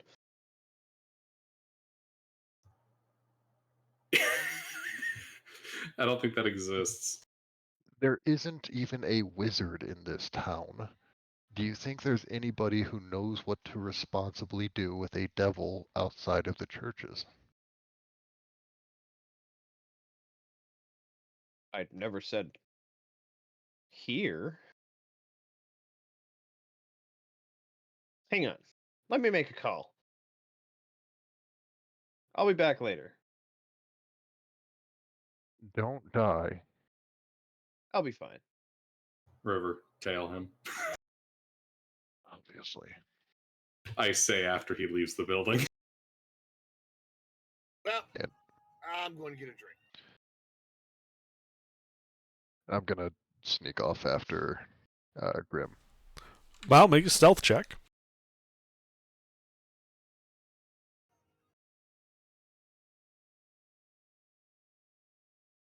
Where'd the plus I mean, go? y'all remember what Grim looks like, right? Yeah, sketchy as fuck. Yeah. I don't Oh, think. Why do you think I'm having the cat tail your ass? Well, I don't think you notice River following you, Grim, as you head off. No. Yep. What do you do? Yeah, I'm contacting the knights. Hmm.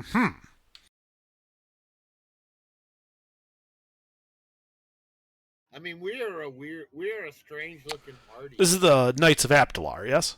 Yes. Okay. Yeah. Friedman's faction. Right. I mean, Grim looks like that. Without the glasses. And then And more of a Giuseppe looks cleric, like that. yeah, more of a cleric collar for his like, you know, a traditional like rabbi with the black with the little white, or the white with the little black spot. Or not a rabbi, what's the Catholic priest? Deacon?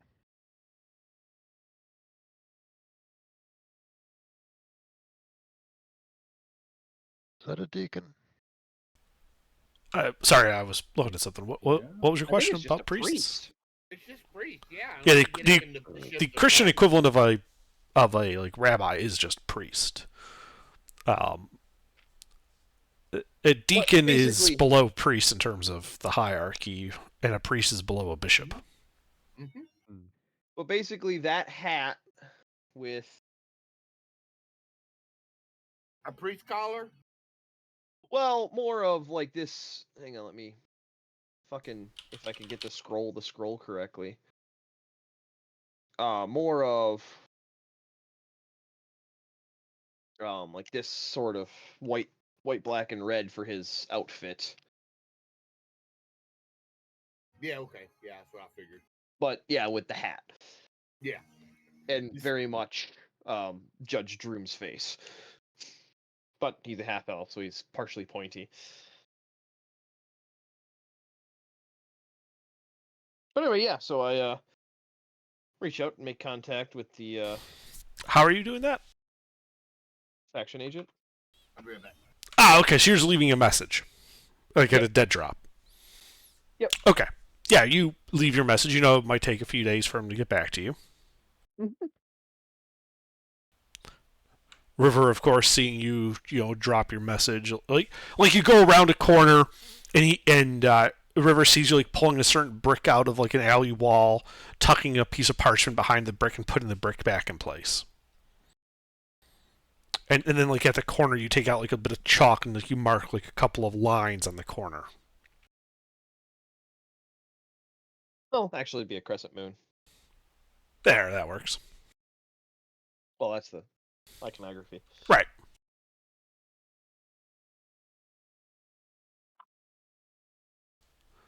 I presume then you go back to the party? Yep. All right, so you just head back to the party. You get there.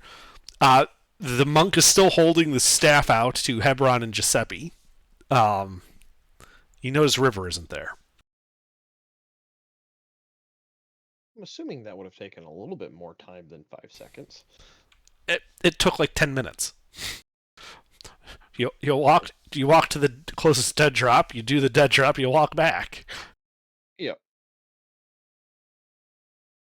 Huh. Where's the Catman?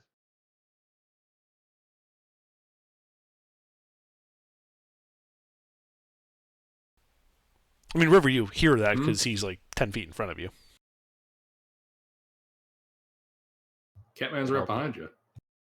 I'll be off to the side of the door leaning against the wall like I've been waiting there for a while. Ah, all right. Well, take a bit to hear back from them, so. Meanwhile, All right, I'm back. probably find somewhere safe to put this.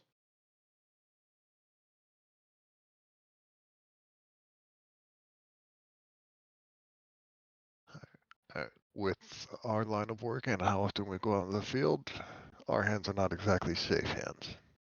I'm surprised only one person's actually tried to mug us yet. Actually, no, two. The goblins with their boat that they stole did also try to mug us on our way back. We could give it to the church. I think for the time being, at the very least, the church is the safest place for us. I mean, two of us work for the church, so yeah. Two of us do. Giuseppe and Grim. I mean, I'm a cleric. Giuseppe doesn't technically work for the church, but technically does. So it's weird. Yeah, I'm a cleric, but not for any church. I mean, he did when he was alive. He worked for the church, but now that he's dead, he kind of goes into business for himself. So we have nobody who currently works for the church in our party. And that's for days. He works for the church. And yes. Yeah, Sleuth. So it looks like we've got, a party that doesn't do anything that's related to the organization that they claim they're a part of. I never claimed I was a part of the church. A likely story. I'm a cleric because I'm a field medic who's A trained in likely survival. story. I mean, I work for the people I say I work for. I say I work for me, and I work for me. And I have a vested interest in preserving the natural order to some extent. And so far we've been doing that pretty well.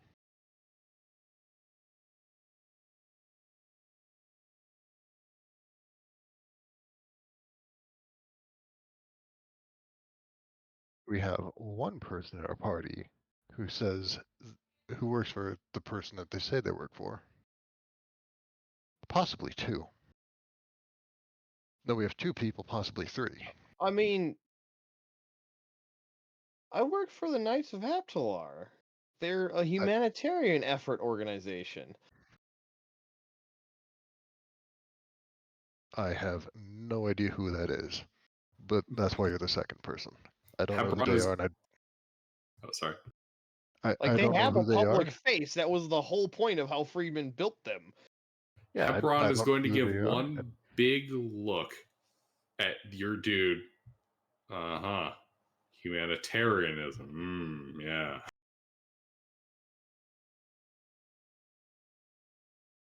I go where I'm needed.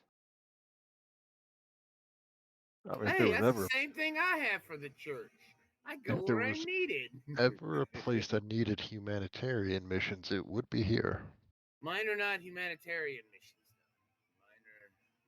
He's anti-humanitarian. Yeah, I'm only called when somebody needs to be shown needs to meet God biblically.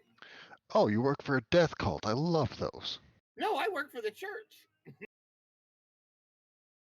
I don't hear any difference. The church can mean- have a death cult. Oh, yeah, I guess. I would assume most churches do, actually. At least most of the more politically significant churches for like national stages. Local churches, it's much less likely.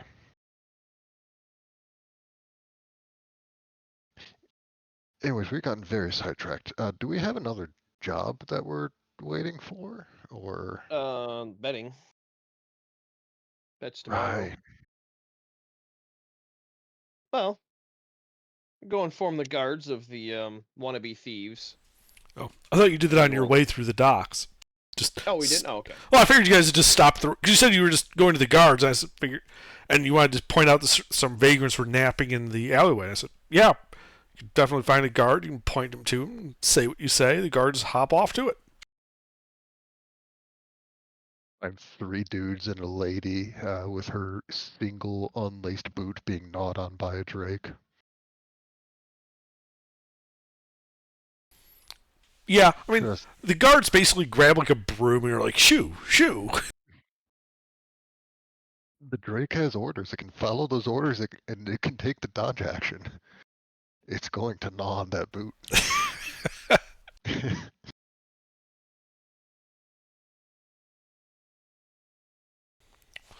Well, eventually they end up arresting all 3 thugs, the leader, and your Drake. They just take them all to jail. Her boot is still getting gnawed on in jail. Yeah, like they couldn't separate them, so it was like, screw it.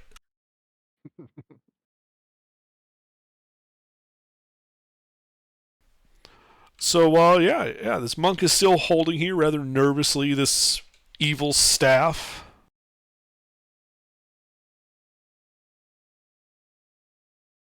It's the horrifically evil staff that will give us a wish that will absolutely backfire at the earliest possible moment.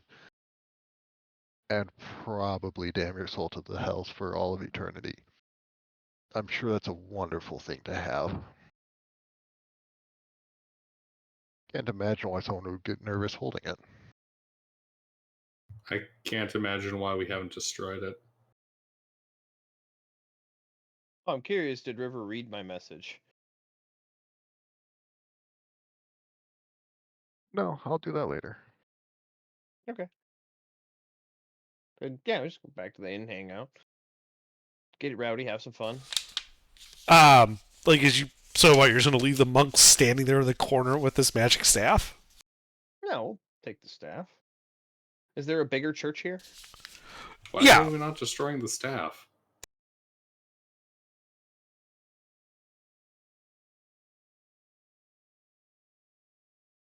Because I asked you to hang on.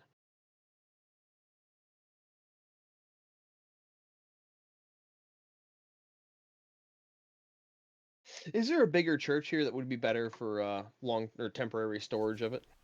Well, I mean, there's the Grand Cathedral. Yeah, This is just like a shrine at the docks, kind of dedicated to like travelers. Yeah. And more of an Let's go to the offshoot. Grand Cathedral Okay, yeah. with the staff. Okay. The Horrifically evil devil staff. Yeah, so you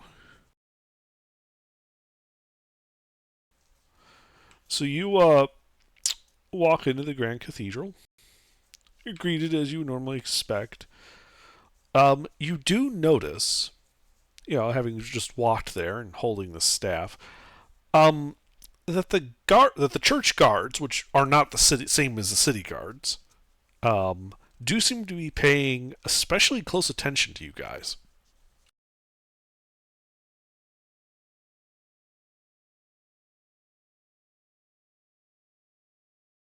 What's the leadership structure in your world under? Like, who's is there a bishop? Like, who's the head of a church like this? Give me a second to look that up. Who is the head of this church? Well, not so much a name, like the title, like a deacon or bishop. So,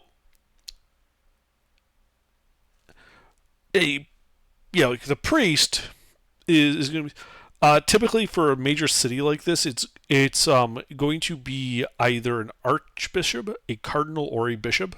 Given the size of the cathedral and the importance of Ikerstein, it's likely an archbishop or cardinal. All right. Well, the first priest I see say it's the cardinal in. Just assuming it's a cardinal. Mm-hmm. And he listens. He says, "Yes." Well, I have a matter of great importance I need to discuss with him immediately.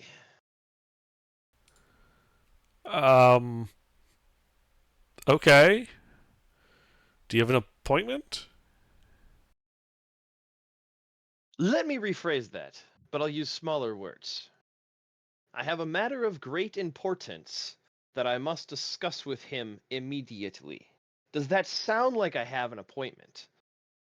That's not smaller words. I know, that's the point. It Make is a persuasion check. it is urgent, and we don't have time to wait for an appointment.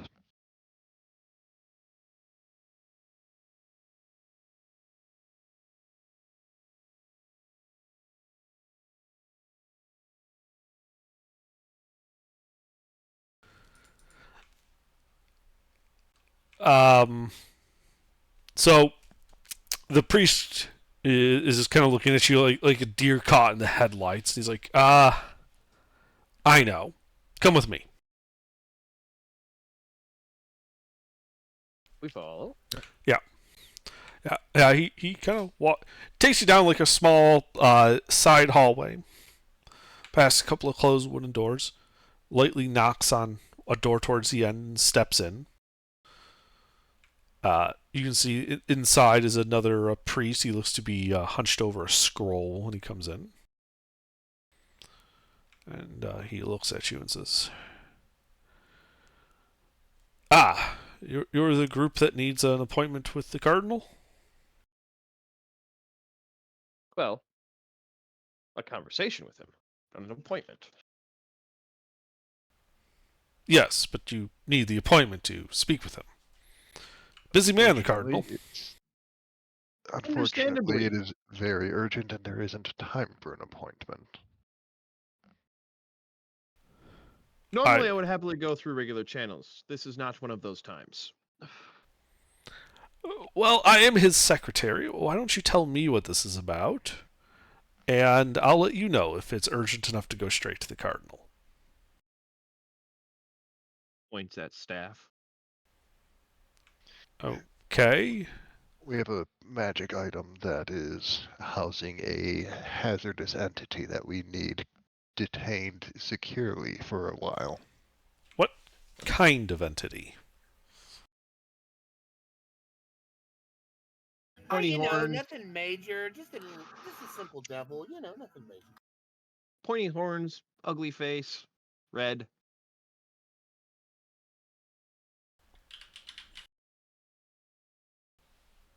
Yeah, he begins casting a spell. I don't know if you guys want to do anything about that. What's he casting?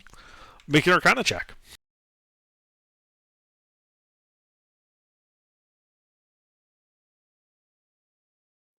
Can I get in on this? Yeah, Arcana check. I need to check what my Arcana is, because I think I'm proficient. Hi, other cat.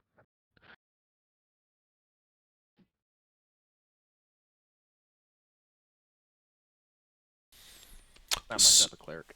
Yeah, Grim, you don't know. Hedbron, however, does recognize this as being detect evil and good. Okay. And he casts it and gives us rather concerned look on his face and goes, I see. Yes, of course. This way. As he leads you back through like the small little hallways, out into the main foyer, across the foyer, and then proceeds to start heading up a set of small spiral stone stairs. At the top is a closed wooden door. He knocks once and immediately opens and strides in. And inside you can see an elderly man dressed in cardinal robes. The secretary walks over, leans down, whispers in his ear a bit. The cardinal nods, whispers back. The secretary kind of starts walking towards you guys, and without a word, walks past you to the door, closing it behind him as he leaves, leaving you alone with the cardinal. And he looks at you. He looks at you, Grim. I'm Cardinal Sylvester. I understand you have a rather dangerous artifact in your possession.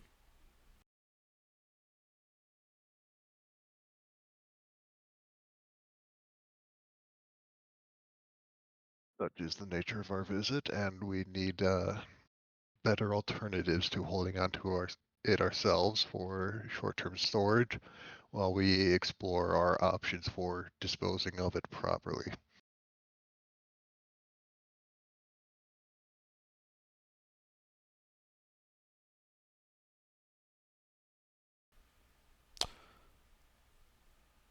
Short-term options. You have an artifact that apparently contains elements of the infernal workings of hell. What exactly is it you intend to do with it, long term? Long term, it will not exist if we find a good enough option. We do intend to destroy it. We're just looking for the proper way to do so without being a hazard to ourselves and everyone around us. Or more pessimistically, the entire planet. Well, he kind of gives his look of recognition and says, of course. Forgive me, but some adventurers might seek power from such artifacts, and I wished to know your intentions. It'll be a hell of a fight later on. That is quite understandable. I'm not much of a religious person myself, but I am a ranger and I understand the need for the natural order. Indeed. The gods being a part of that. Well, as with most cathedrals, we do have vaults here, and I would be happy to secure this artifact in one of our vaults until you are able to determine a safe manner of destroying it. Can I get a read on this guy? Like, is he being honest, or do they plan on keeping it and destroying it behind our backs? Make a insight check. I would like to also. Sure. Yep.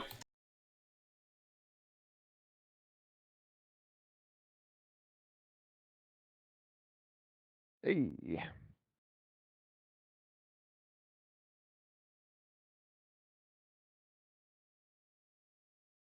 A River and I sharing a brain cell. Yeah, River and Hebron, you can't tell Nick. Grim, you get the sense that he is actually suspicious of you guys. That he doesn't quite believe you. But from what you can tell, he is earnest in his desire to see the staff destroyed. Well, if this is any if this adds any gravity to the situation, Grim will pull out his cloak and then pull his faction the blue patch with the white crescent moon on it. I sent word to my order to have them come and contain or possibly destroy it, depending on what they decide.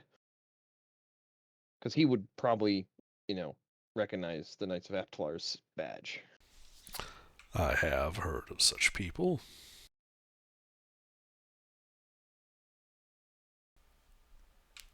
The staff will be safe here in our vaults until they arrive.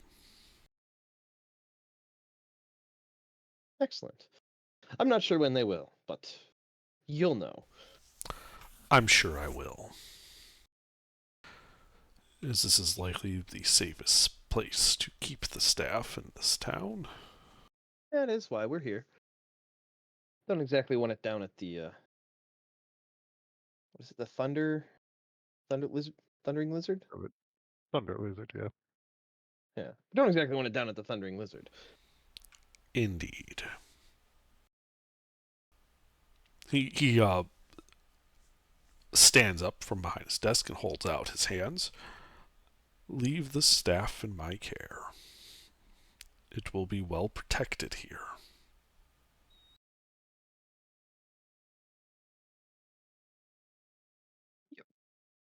Oh, go on, Grim. Grim looks at Hebron. Well, What? you have the staff. Oh. Right. Yank it out of your hands and hand it to him. Look, I I kind of forgot I was holding it due to how uncharacteristically restrained I've been acting about this evil artifact. This is Yeah, no, character progress. I handed over to him. Well, I mean, you could just snap it over your knee. Let's not. Under. Mhm. The only thing that stops me from snapping evil artifacts over the knee is that you thoroughly what was it? Negatively reinforced that out of me in the FFAM. What, Good. you really think Under's going to use that as a catalyst for bringing in a wish-granting devil in 3 campaigns back to back? More I'm getting at, like, me destroying the evil artifact has generally been worse for my health and my goals than not breaking it. Yep. So I handed over. Okay. Happy to be rid of such a filthy thing. Mm-hmm. The you notice that the cardinal kind of grimaces a little when he hand it over. All right, it doesn't feel good in the hand. Indeed, artifacts of such evil rarely do. It's a bit bigger than I thought. Well, we've got plenty of lead. We can make a nice case for it.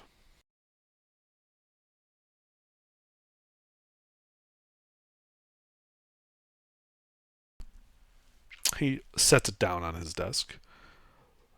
Thank you for your diligence in bringing this to me. Is there anything else that you need? Good cleansing, but I can take care of that. Then go with the blessing of the gods.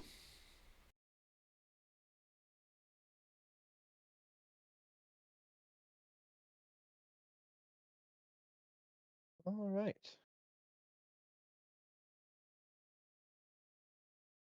Off we go. Alright, yeah, so you leave. I What's up? want to make a quick stop at the Cardinal's secretary if he's like a publicly available person. I mean, you remember the room he was in. There's no labels on the doors. Yeah, good enough. Yeah, I'll knock and open the door if he lets me, and drop off a pair of bags with 50 gold each, and just say it's our appreciation for his and the Cardinal's assistance in a urgent matter. Mm-hmm.